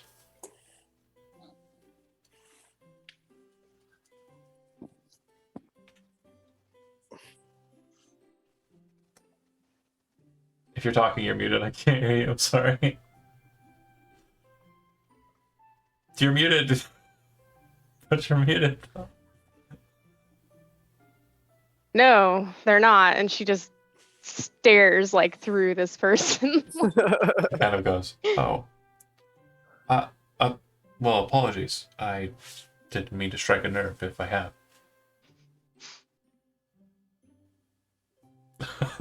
So Halo, tell me, it's like quickly pulling the conversation away. Like, where does one get a name like Halo? Oh, what I've called myself ever since I started the the Temple of the Bright Stars, functionary in Kasari Yanwi. It's just easy enough to remember. He gestures towards his head, which is glowing brightly. By the way, he does have a halo. Let me see if I can't find a picture of these characters. I might have one too. Well, no, I just mean it as a handout already in my stuff, but Oh yeah, I could throw them in Discord if you don't. yeah, you've seen Alcontra in handout form, I believe. There. And then Ooh, I like her. Contra done in the shadow. Oh, right, these are under. Sorry, gotta manipulate through my stuff. So, commission. These were done by Dimitri, who is a really cool artist. I have hired for a number of commissions. Bear with me here. Add a note.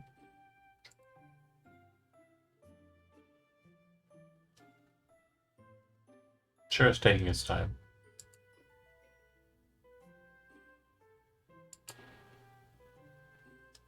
Halo.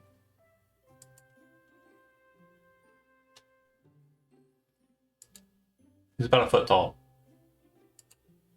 Oh, Just under. cute.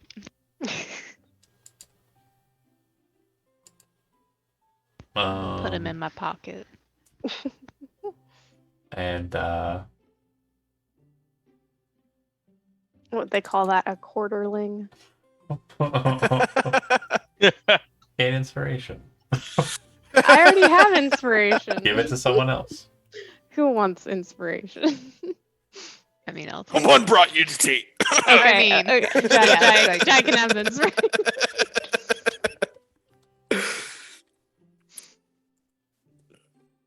Side note, Aveline is just kind of like trying to mentor Belroth on like table manners. Oh, Oh. so you mean he's not supposed to take 4 sandwiches at once? No. and get crumbs all By over the driving table. a He literally fork just straight goes, like, through the to, like, sandwich across Get the table. Claw, the, like, and she's like, no.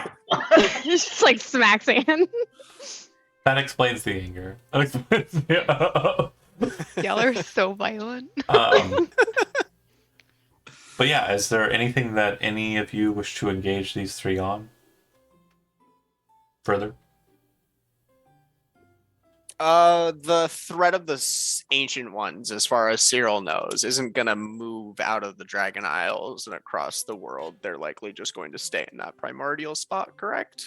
They are not capable swimmers, nor had any of the ones that we had found were they not many of them were capable of far lengths of flight. Short bounds to be sure, but nothing too distressing. Also, based on what research I was able to muster, they are very keen on basically purging the land of its resources. Seems that they consume the raw primal magic, the winds right out of the earth. What happens when they've consumed all of the magic in that area? Then they most certainly want to move on. The caves underneath the islands that we found were similarly devoid of magic. Interesting. Is your plan to discuss this with just the elves in the We have made House Nomen our guests aware of the process, and also when we first came into the area, we came via boat to Liberus. The Dragon Isles are on the other side of the continent of ENA. We have been traveling for some time looking for a suitable place, spending short time here, there, but always making sure people are aware. Halo says, I mean, to be honest, it was a smart plan putting an entire continent between us and the islands. You can see You're not Cyril. wrong. You can see Cyril annoyed at Halo's just bluntness about Cyril's strategy.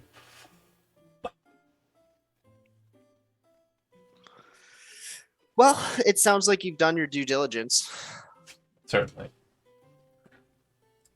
That's the only thing I wanted to touch on.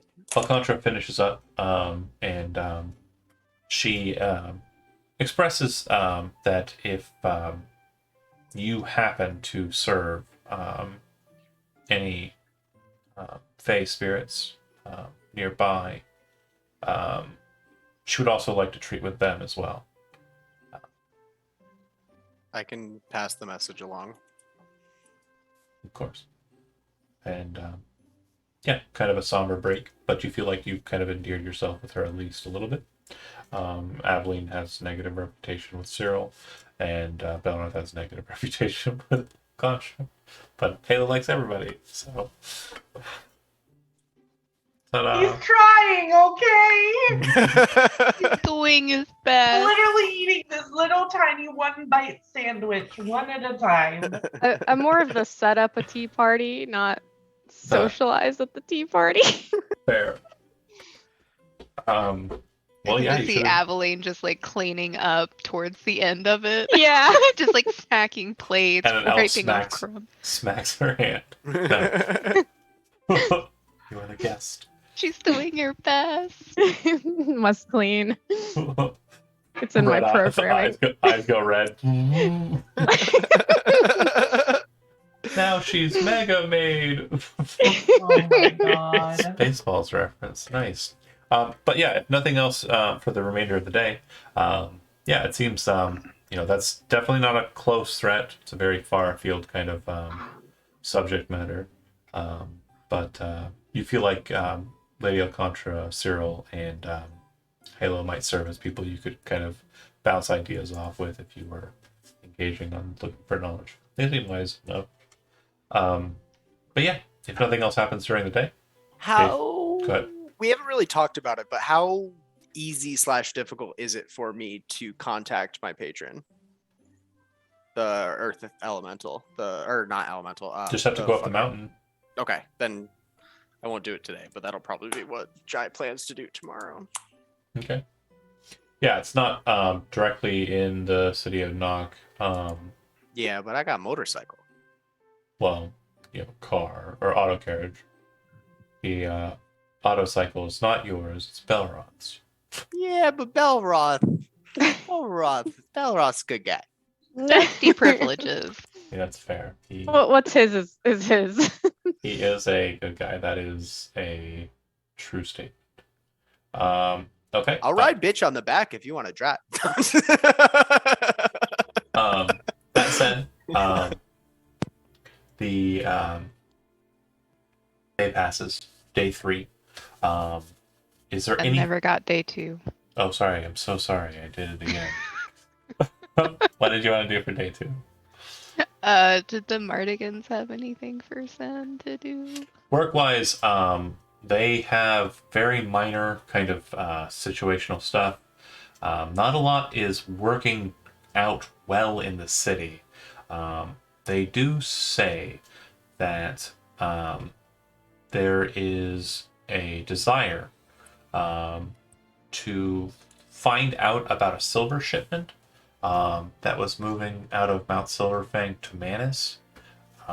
Reports from what they have been able to kind of muster is that there's a shipment that's kind of just lost, and they don't know where it's gone, and it's been kind of fuddling them for a couple of 6 days. But Okay. there really isn't much beyond that. They don't have much going on. I guess as a group, you might want to kind of gather together at a location. Yeah. We and- should meet for brunch. Well, yeah, morning works good then, and kind On of the 3rd day. talk about what you're wanting to do. So, is it the inky mushroom? Yeah, inky mushroom. Also on the 2nd day, since there wasn't really anything to do, Sen wants to check their stonks. Oh, Dogs. details. It's not a good time to pull. It's slow. Right. It can wait for later, but Yeah, that would be something that they'd It's on the downward. forwardly check in. It's on the downward trend right now. Great. Seems like the the city. disappointment. The city is in a very kind of positionally bad marketscape due to the Yeah. issues to the west. If we have stocks in this world, I feel like Terry would be like a crypto or NFT guy. Oh God. Why does he have big NFT energy though? He Like, is. He does. Terry would totally be an He is NFT that guy. asshole. I knew it. And like the meme ones too, not even like he'd the be cool buying like ones. fucking Pepe NFTs and shit. He'd buy No, he'd buy he- Jadaraski's Dune for $2 million and think he could actually like make NFTs out of it. A like the first frame of Logan Paul's first video. Yeah. Oh, classic. We got topical. Yeah. We're all gonna die. At the Grand Library, they're selling paintings, but all you get is just a piece of paper that says you own the painting. God. Anywho, you meet up at the Inky Mushroom all together now, and okay. How about last time?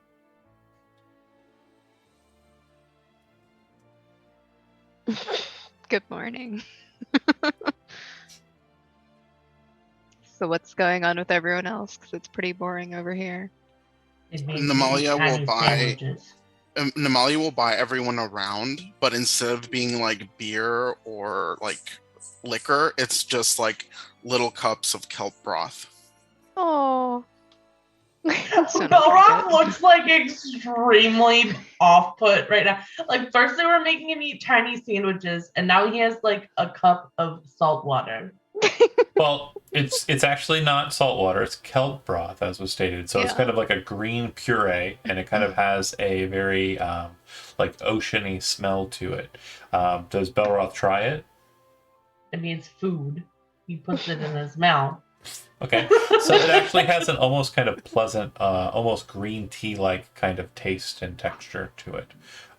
Slightly thicker than like a green tea, though, but it is like a cold drink. Okay. Pretty tasty.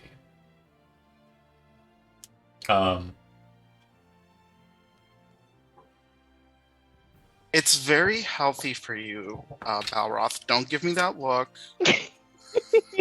Just drink it. He just like mutters and just like food. I mean, it sure tastes like it's good for you. Terry is gonna wave down the like a waiter and ask him to bring 2 beers, one for him and Belroth. It's Yay! morning. I'm sorry, we don't serve beer here. This is a Oh. cafe. Yeah. Coffee. What Yeah, kind of you establishment do you brutes. call yourself if you don't serve beer? A cafe. A cafe. Yeah, she's got it. Terry, we've been here before. I didn't walk Coffee, here last- tea, True. kelp broth. I didn't. No, they had mushroom stuff before. They had Yeah, coffee. They had like breakfast stuff. They had mushroom sandwiches, stuff like that. Fine, bring me a coffee and some bacon. We don't have bacon Mushroom bacon. here. Honey, it's a vegan restaurant. Just bring him something off the children's You're menu, definitely okay? giving me. I think you should leave energy like the. I don't Oh know my if you that one where like they're sitting in the booth together and like. She's eating all of the food on the nachos, and he goes and he tells the lady, and then comes back. He's like, "What? What are you saying?" Yeah, They just don't bring have- him something off the kids' menu. Okay, we'll bring up Portobello. But yeah, they eventually do bring out coffees and stuff, and some, nice kind of breakfasty treats. Most of it does appear to be kind of like baked goods, but there's also quite a bit of flora, mainly mushroom related. Someone's like an avocado toast situation with some like portobello slices on top. Absolutely impossible. Namalia will get like a portobello mushroom with like a hole in it, so it looks like a donut, and she'll like dip it into her drink. And eat it. That's cute. Amazing. Someone's gonna have to order Belroth food because he's just looking at this menu like, It is. Kids menu. Something savory, Just something get that's something like on the kids' menu. filling. Terry and Belroth over here just getting like faux chicken nuggets that are actually made out of mushrooms. Portobello Mushroom. tendies.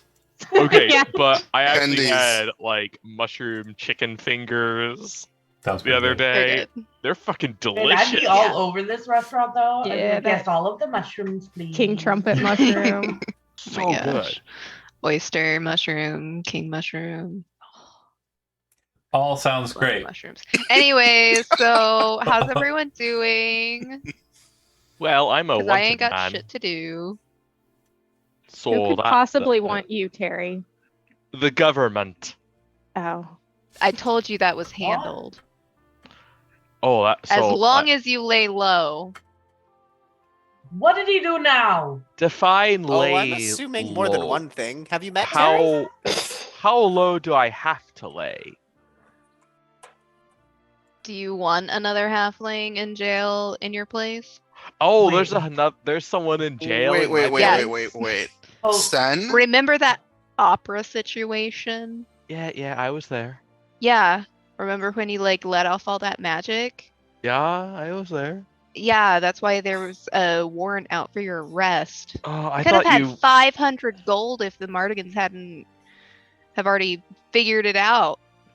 Sen, are you telling us that an innocent halfling is imprisoned right now? Not innocent. Instead of Terry? Not Yeah. innocent. Not innocent. The Mardigan They don't have technically to know does that. exchange it. Well, I mean, Namalia doesn't know. Yeah. Sen, I didn't know you cared about me that much. I'm touched. Welcome. So are you buying me breakfast? Absolutely. I'll buy you breakfast for a week. Namalia Keep you on kind of that showed one. up already looking kind of frazzled, and now she just looks like a little bit like a little piece of her is dying. But she's sort of quietly observing now. the kelp broth is very tasty. This is so good. Primo. Yeah. I mean, the only interesting thing for me is that shit that went down at the Red Dragon Inn, where I found Terry and he was hiding in a corner. I was just chilling. Then that lady came in and murdered 2 people. She murdered What? more than 2 people. There was a whole back room full of dead people. Murdered a bunch of people. Terry, do you ever stay out of trouble? Sometimes. Uh, I wasn't involved in these murders. I simply witnessed them. That sounds a little convenient, but sure. Everybody make a perception check. Oh, everybody. Everyone.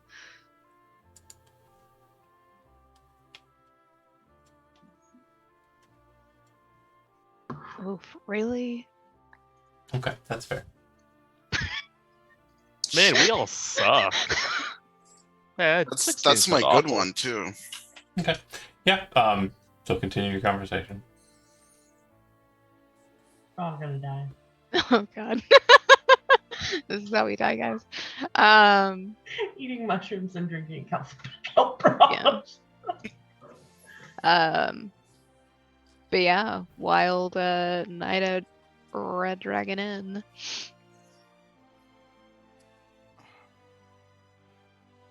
Probably, I So actually what's was going worried. on with y'all? What did you guys do? Anything exciting?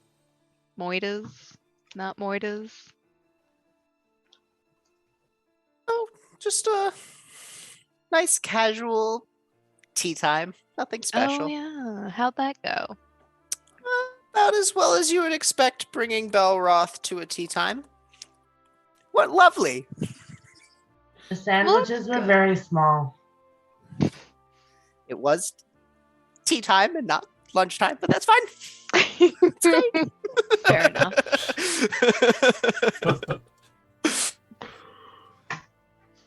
It's more like a snack, really. I thought I mentioned to get food before we met, but that's okay. It happens. It happens. As long as you guys had fun. We know for He's a next grown time. boy, okay? Belroth hasn't even reached his final form.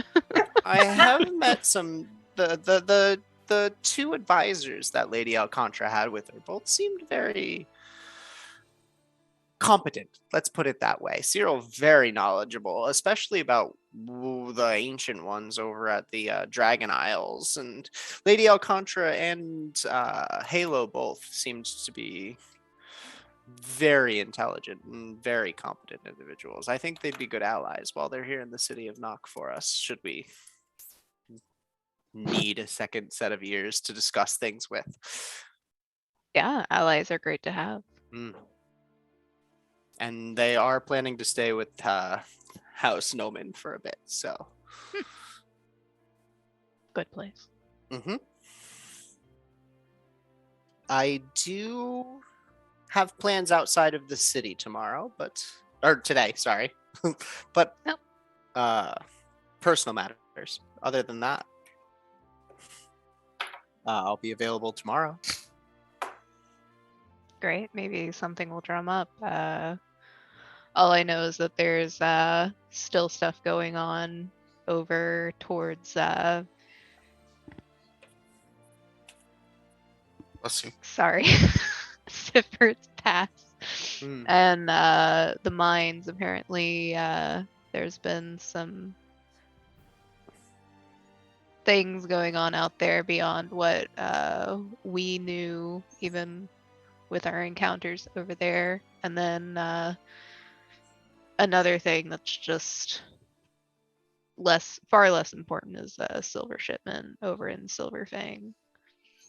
But I'm not really worried about that.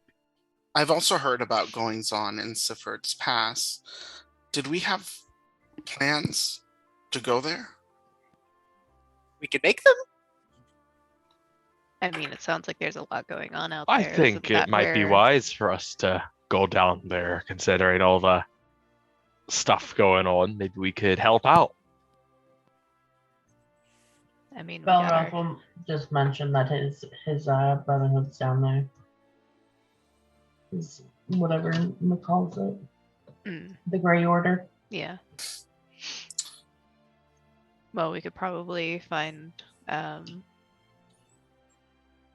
some more things that are going on down there if we decide to go there.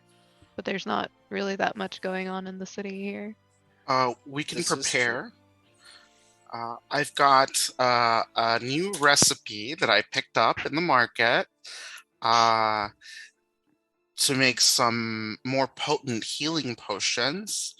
It should cost about, insert crafting cost here, 75 pieces per potion. 75 gold to make them, to get all the ingredients. I think I can make 6 at a time tomorrow. Would y'all like to out of character, do we have a group, like a group bank?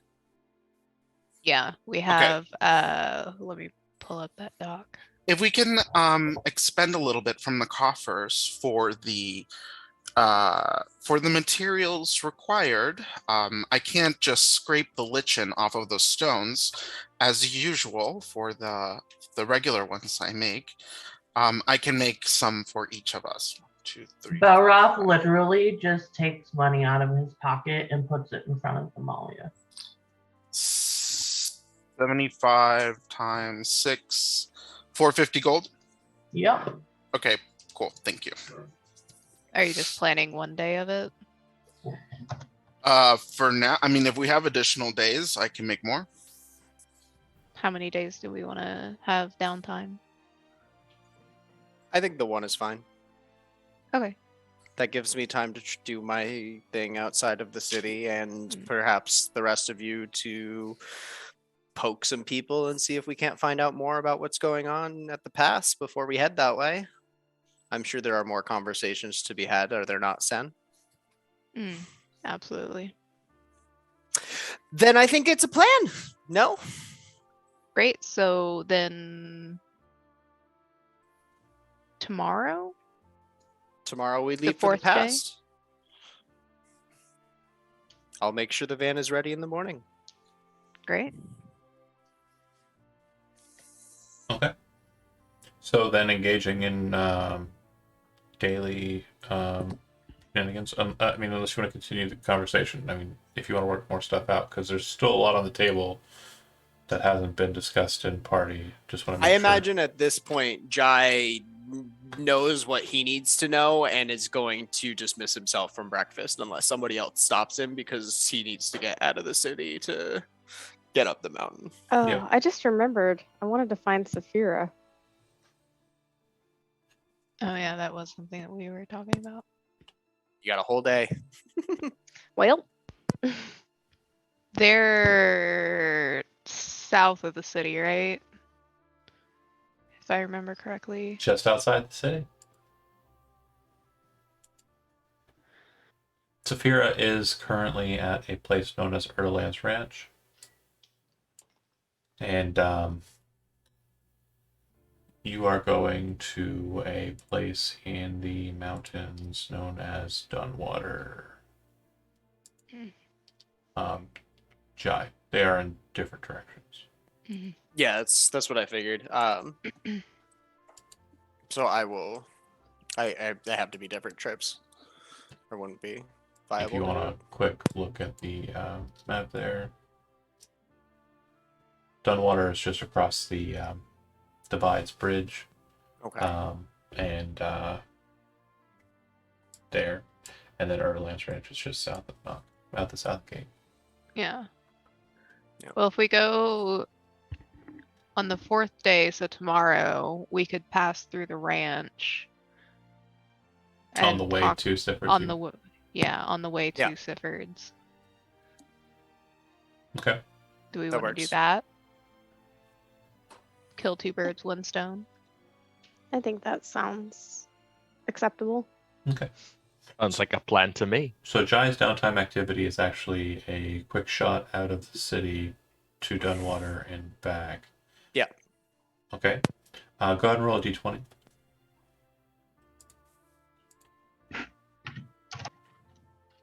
Okay. 13. You are not daunted on your journey. Elizabeth, your daytime activity for the day of day 3. Probably trying to gather any information that they can about the goings on in Siverd's Pass and anything else that they can find about Renter's Mine. Okay. All right, Namalian. Making potions. Yeah, making 6. I'll keep 2. Wait, I'll keep 1. Wait, how many of the? Okay, I'll keep 2, and everyone else gets 1. Right? 1, 2, 3, 4, 5. No, I get 1. Everyone gets 1. I'm sorry, I can't do So, math. 450 gold. Okay, Oh, what is it? also- Also, I have regular potion of healing extras. Everyone gets 1. Okay, Ooh. what is the new one that we got? It's in Discord. Potion of greater healing. I can put it in the game too. Okay. Okay. And Magpie, what are you doing for the day?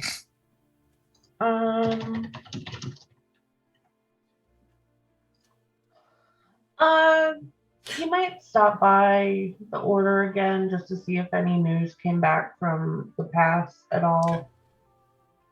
John Bob or whatever the hell his name was. Little gruntling. Yeah. Okay, we'll cover that. And then Chris.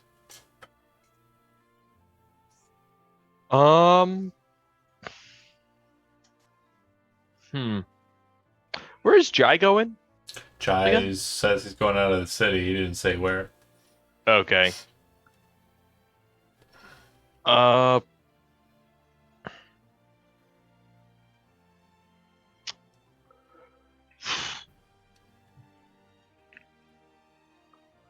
think again Terry's just gonna lay low today. He's not gonna. Okay. He's trying to. Yeah, and the information that Yeah, you 'cause- were able to glean regarding the Mardigans and their processes is they're pretty much the most known gang in the city. They're also one of the most known like crime organizations in Osiria as a whole. Yeah, I'm sorry. I just remembered you sought out this information. I forgot to give it to you. That's okay. They are even based in the capital of the Three Kingdoms. They're kind of a big deal. They've been around since time immemorial. They used to go by the term or the name Jack's Guild, but Jack's Guild was then usurped by an individual named Patrick Mardigan, who's also known as Mad Pat in his time. He was a very skillful rogue, but very much keeping the traditions of Jack's Guild alive. Jack's Guild was said to have been formed by a power or a deity, not exactly one of the warring triumvirate, but kind of like a lesser divinity known as Eglin. And Eglin and his compatriot Ramanon were 2 grand thieves who are said to have stolen everything of like import during the Second Era or Second Age, things of crazy kind of like they were said to have stolen the white walls of the capital. They were said to have stolen, an entire city in Parnak. Just absolutely maddening kind of things. But Ramanon is known for two things of artifice in your, and also Sen's kind of like avenues. There's Ramanon's tools, and basically that is supposedly a mythical set of thieves' tools that are unbreakable. It can open any door, lock, or anything without issue. Typically, like a terminology that a thief might say, kind of like, Ramanon's tools are with me today if they're really successful at like cracking a lock or something to that effect. And Ramanon's blood.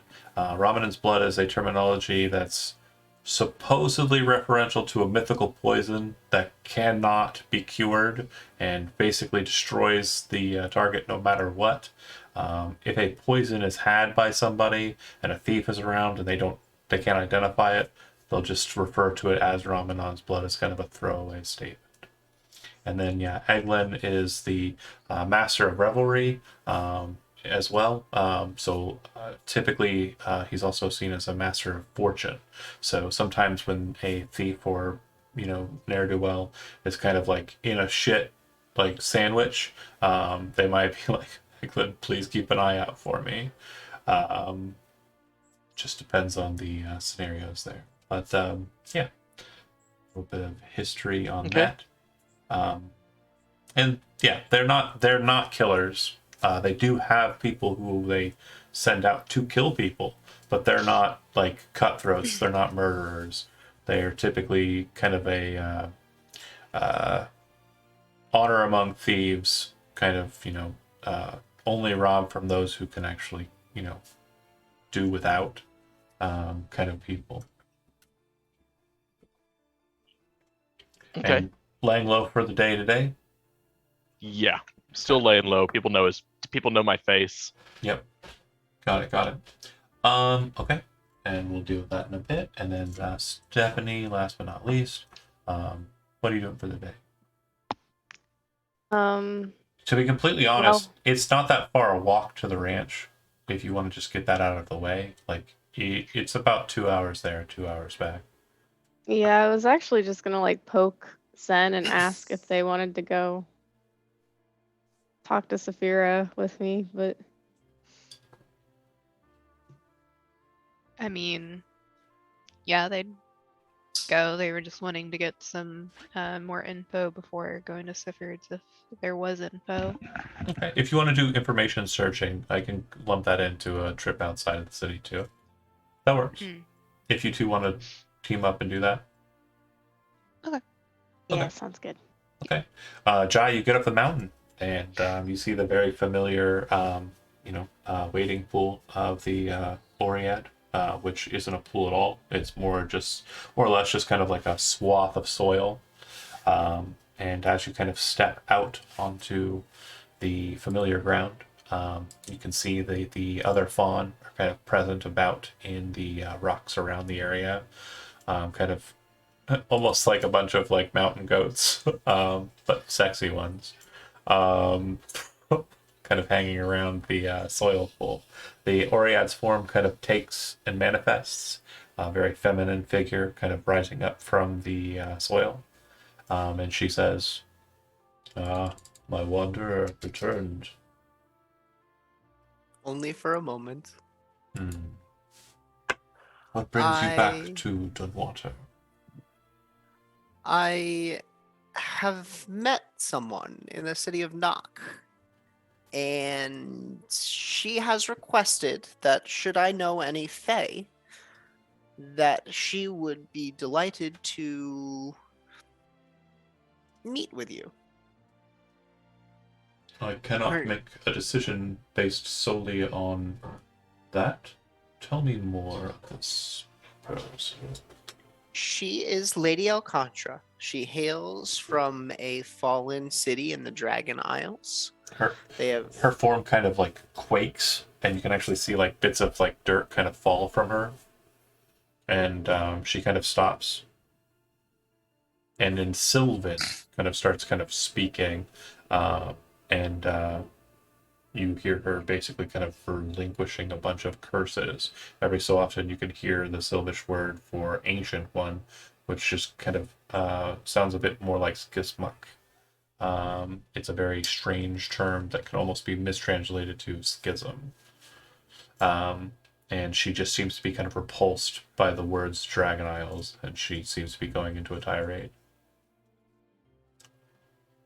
I imagine this is not new for me, so I'm just gonna let her get this out and like pull you know. The Oriad is like the Earth, is a very majorly calm being, but when the rumbles The kind occasional explosive event. of, yeah, it's definitely very noticeable. She eventually kind of halts it and looks back to you, and speaking in just the more common Elvish, says, "From what I understand, what has happened out that way, many of my sisters have fallen due to the efforts of the Ellenshay Enclave. If she wishes to treat with me, I will, but she should know that I will be hostile from the onset, and she should make her decision to meet with me. Not lightly." Would you prefer to do that meeting here? You know she can't leave here. Oh yeah, all right. Yeah. Okay, that makes more sense. That's what Yeah. I thought. I just like then is Oreads, there would naiads, you prefer to do dryads. this thing sooner rather than later? Time is inconsequential. Understood.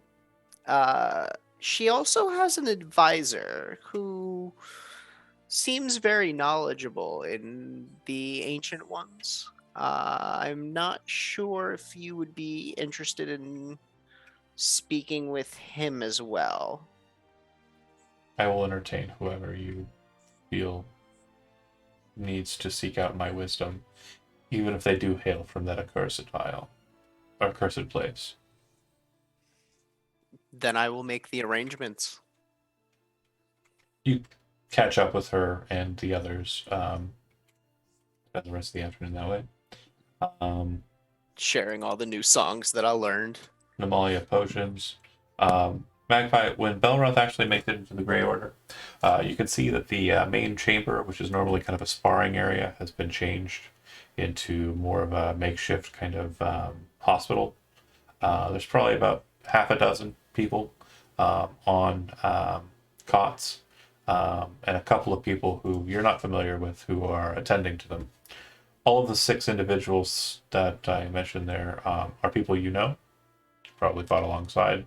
Looks like they're grievously wounded, and looks like they are just possibly they haven't been here very long, from what you can tell, some of them.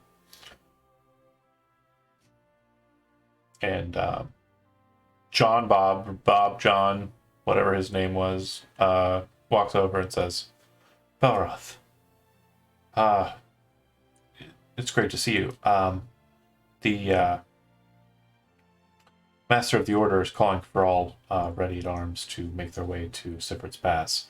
We just received a bunch of folks from," it kind of gestures over to another individual who is kind of standing, arms crossed over one of the people who looks like they're in kind of a pretty bad state. You would know that this is Jerosak. Jerosak is a dragonborn, and he is also a very, very powerful fighter. His just kind of demeanor right now looks like it's complete agitation, but as is the nature of dragonborns, it almost looks like he's also just like ready to murder. Like, yeah, definitely a very not happy look. But Bob, John, Bob, Bill, whatever, says Jorosak was the one who returned back with these ones to make sure that they were fine. But the Master of the Order wishes that you and anyone else make haste to Sifrit's Pass. All right. Did they say what's going on there? Jorosak kind of seems to overhear, kind of walks over. You're heading back that way? Yeah. Then you should know what you're going to be walking into. The entirety of the pass has been overrun. They've actually bled out into the fields. Demons. Demons. They also seem to have a massive entourage of undead. Mm. From what we can tell, the residents of the pass have been brought back to do their work. A number of individuals from Fort Carpenter were identified as well, which leads us to presume that their forces have taken them as well. I only just arrived here this morning, just before dawn. Last night was the situation that caused us to break our specific cell here. I was instructed to make sure that they were back to fighting order as quickly as possible. That's why we have the hospitalers here. But what I saw was not something I'm interested in wandering back into, but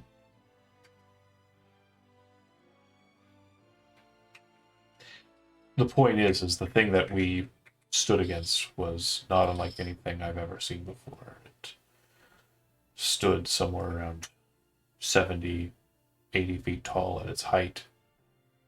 It had barbs of burning hot blades sticking out from its snake-like form. It had 3 mouths, tentacles writhing all about them. From one of the mouths, there was a woman sat atop a mound of flesh. Her eye burned like fire, directed at the forces of Sarita.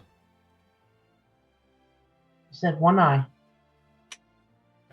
It was dark. I only saw the one that was glowing bright hot. Okay. But you hear somebody on the cot kind of, they said her name. The wizards said her name was the Lady of the Deep. The Jorosak kind of nods. I didn't hear that, but I guess that makes sense. She did rise up from the earth.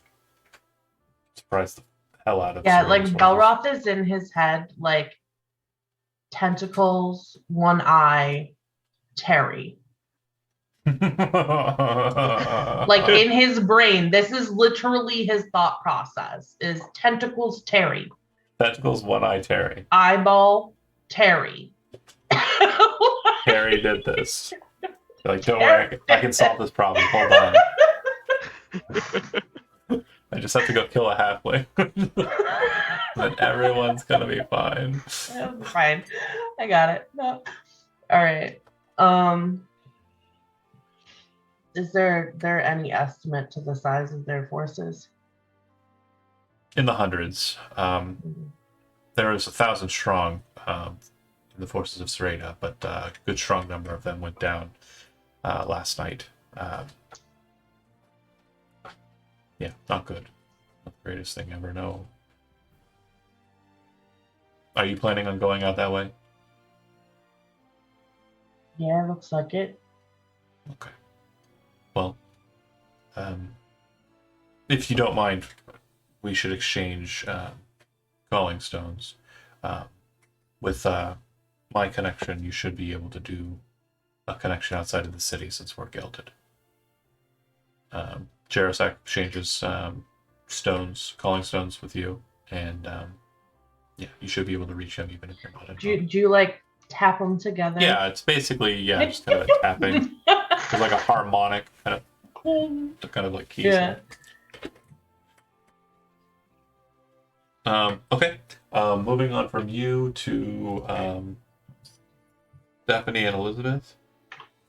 You do some inquiring about what's happening at Sifrid's Pass. You aren't able to get much information out on the streets through the Mardigan family. They have no idea. Also, it does seem like a lot of them are kind of operationally focused on what's happening in the streets, which is hitters coming in, taking out people of interest. It seems like what they have gathered over the last 24 hours is that most of the hits seem to be focused on House Montoulet for some reason. After that, you exit the city and head south walking. It's not a huge trip, but go ahead and roll a d20 anyways, just to see if anything crazy happens. Okay.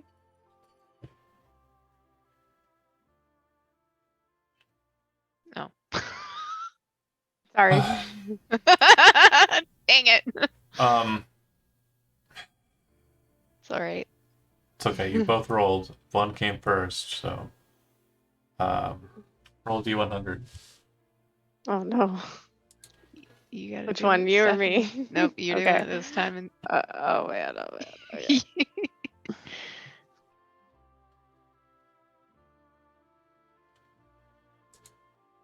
Oh man, the we most get attacked by the Lady of the Deep. no. Oh no. I was genuinely when it hit. I was like, there was one result that I actually wanted, but I'll explain that at a later point. Okay. As you're kind of making your way towards the ranch, you see that there is a kind of a smattering on the high road. On it and kind of near it, it looks like some people kind of went to ground to the sides of the road, but no one that you're kind of looking at here. Let me explain better. Let me try and detail it out. Up ahead, as you kind of come down from a hill, you can see that kind of on the road, there's smattering of dead bodies present on the highway. Most of them appear to be wearing the colors of House Sereda, and from what you can tell, it looks like a lot of them have been shot down. It looks like they've been kind of killed by arrow fire. So the deep reds of their attire from House Sereda are stained with the blood, and it looks like some of them kind of went to ground on the sides of the road to try and defend against this. From what you can tell, it looks like there was a massive assault on the retreating wounded, and they were killed here on the road.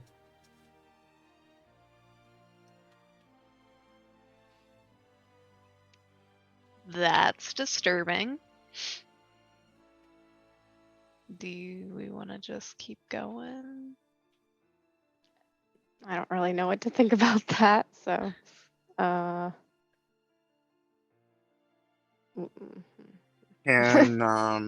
There don't appear to be any signs of anyone outside of House Sereda on the road. So if they did kill Okay. anybody They might in be the gone. opposing forces, the bodies aren't present. could Namalia kind of look around Well- and try to? Hold on, Namalia's making potions. Aveline and Sam. Oh, okay. Y'all are Yeah. doing stuff. I thought we had already left. Never mind. Sorry. No. Sorry, this is Is just there- us. well, is there anything else of note?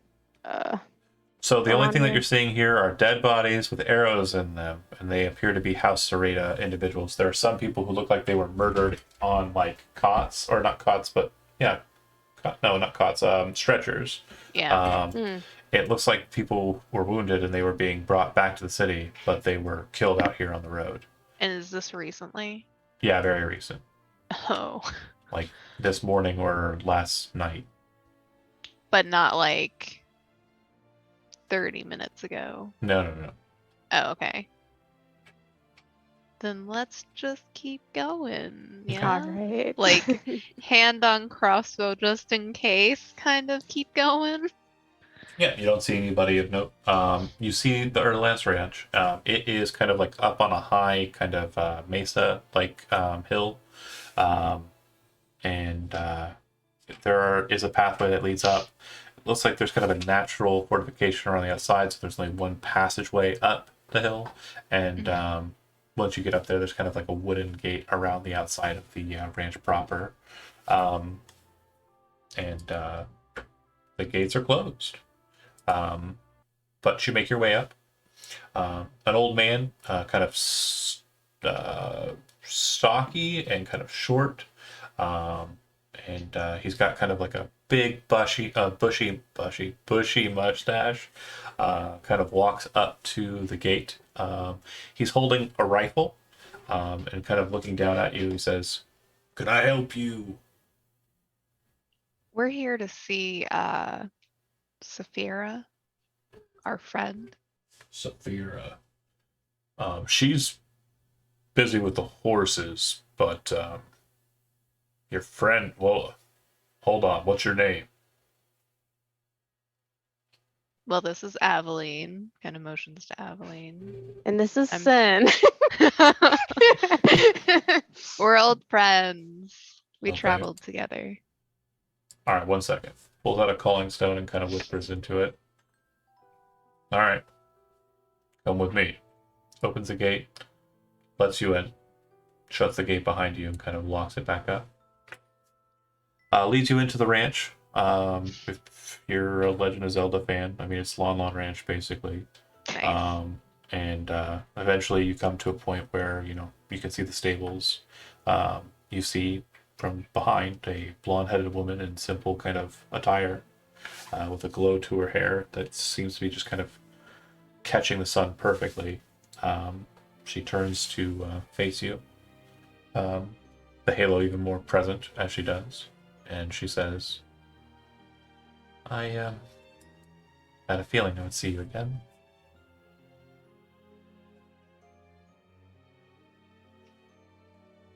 She walks over to Aveline, kind of stares into her eyes. Okay. So you were not the one that was made there. You're the one that this one took in with them?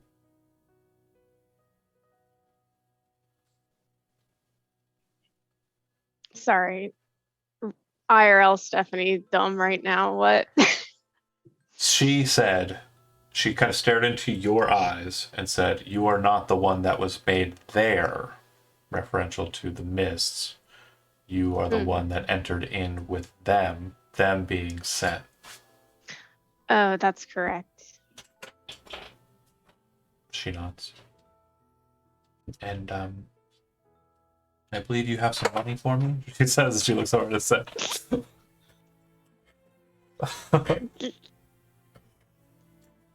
She then kind of shakes her head. Do not worry. I don't have it on me. I do not need it. My endeavors I mean- here serve Porscheus. It is my hope and my goal. Have my cat not except for it is my hope and my goal to live out the rest of my years in peace here at Erlitz. I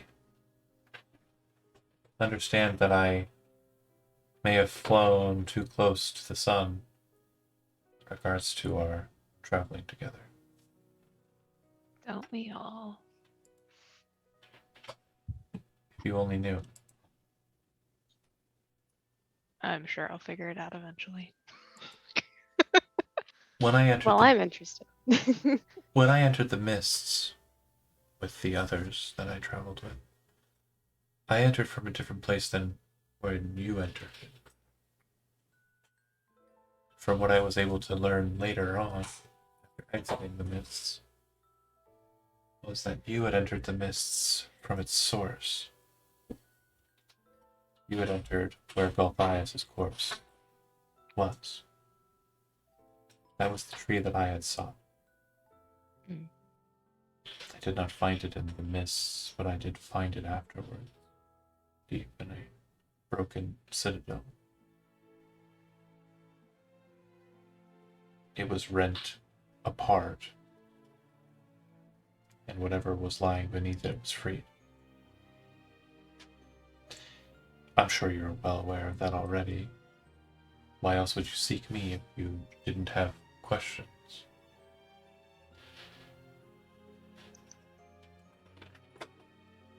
Yeah, I mean, I that's did pretty see Gulthias. Yeah, and I saw the other doll that you were talking about. Or I didn't see, I'm sorry. Recon that. Somebody told me about it. Our another friend of ours has seen it.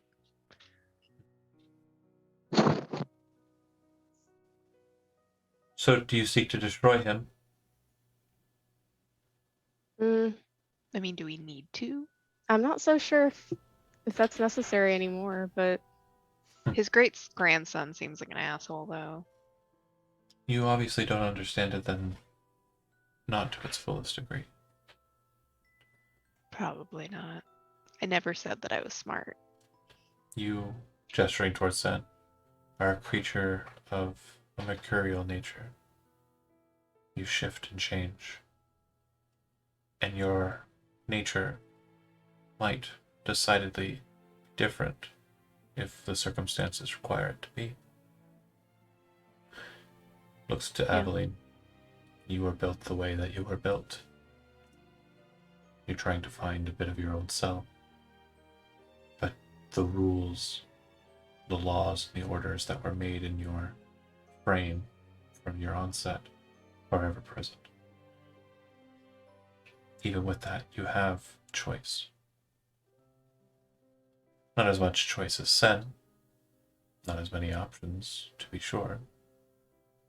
But if you have enough time, you could build a solution to whatever problem you have going about you. Now imagine that if you had a problem so deep that you were capable of shifting the very nature of death itself into a malady of reality, some joke of your own life, twisted, corrupted, and malign. You mean the Dread Plane? Gulthias was able to shape it, not simply because of its association with the demon that gave him his vampirism. You've read about this in his journal. So he created that reality. He was able to shape it, Uh, and I highly doubt why would he do that? that someone with that evil inside of them would be interested in anything less than control over such a domain. His former domain wasn't his, but now he is free to shape one of his own. Let me guess. He's seeking out relics of his past, she says as she starts brushing a horse. Bits and baubles. yeah, that sounds he has a second Aveline. I figured there would sounds be a good. double. I dreamt about it, actually. Two of you. One of you strangled me as I slept, and the other watched. Looks terrified at Aveline. Like, She's just like,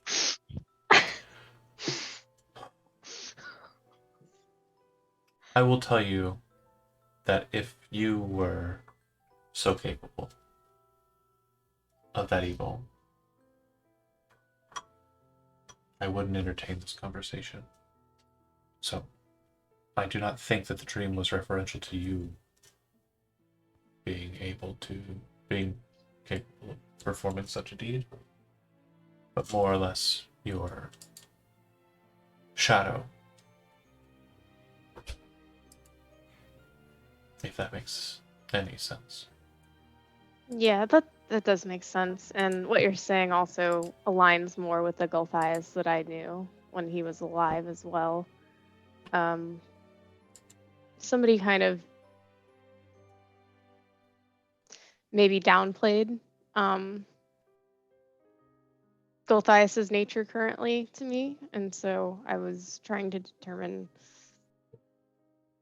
I don't know, just gather more information about it. So we still need to kill him then. I sought him out to destroy him. I helped you do that. But we destroyed a shadow, nothing more. In truth, in the process,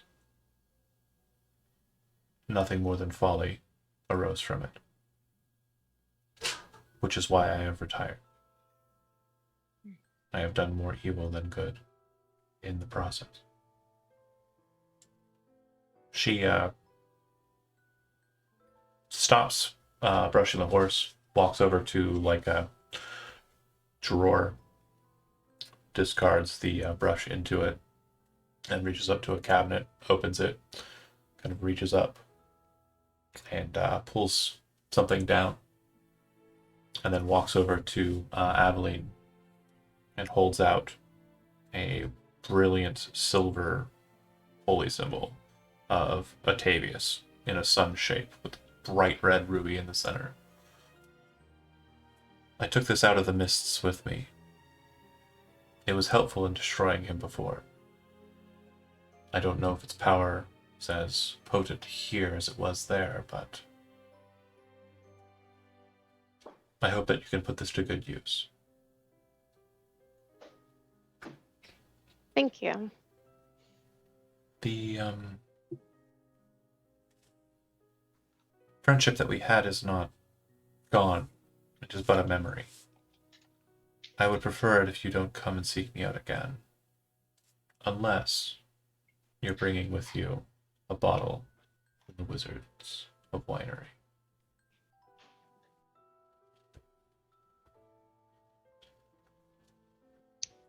That place. Yeah, we could arrange that. We're actually going someplace that we might be able to Wait. get one of those. Genuinely? I thought it was just a place that existed in the mist. You're not serious, are you? Well, She... Anyways, she... I mean, we've run across a couple of bottles in this game, right? There. Like maybe yeah, it was like at one or Sifford's Pass, right? yeah, Yeah. yeah, in the next to the key gate. But yeah, she kind of, engages with you in kind of mundanity, but kind of slips away from that. Like gets you the holy symbol of Ravenkind, which you recall she took up when she aided you in your conflict against Gulthias. That said, moving on from you, and I will kind of put that to you there. Should have that in your stuff there to the bottom, I think. Anyway, moving back to last but not least, Terry. Very shortly after breaking out of the inky mushroom and kind of heading to a place where you can kind of lay low, you feel like someone's following you. You don't know where they're at. You just have a gut feeling. All right. I'll take like while I'm walking, I'll take like 4 right turns around a block. Okay. Still have that same feeling, I assume. Roll a d100. 40. You misjudge and you end up like running into a very kind of narrow space in one of your right turns, kind of moving off the main thoroughfare. The next moment, the very next moment, I need you to make an acrobatics check. Ooh, Or boy. athletics, your choice. All right, come on. Where'd my thing go? I will do acrobatics. 12. You feel something very hard suddenly kind of come into your back, in your shoulders, and in the same kind of swooping motion as that's happening, your hands are pulled back behind your body. You then feel very kind of quickly those 2 arms being pulled back tightly so that both wrists kind of connect directly behind your back and then shift their grip. And as you're about to kind of scream out in agony, a hand slams on your face. As you're kind of struggling for a second, but very quickly realizing that whoever it is that's holding you has you, you see a shadow kind of loom beside your face until you see a very beautiful elvish woman's face with blonde hair kind of boop next to your face. I trust that you won't be saying anything. And that's where we'll leave for tonight. Thanks for watching. And we'll pick up next week with session 16. The death of Tyr. No. No! JK. All right. Stopping the stream. Thanks Amazing. for watching.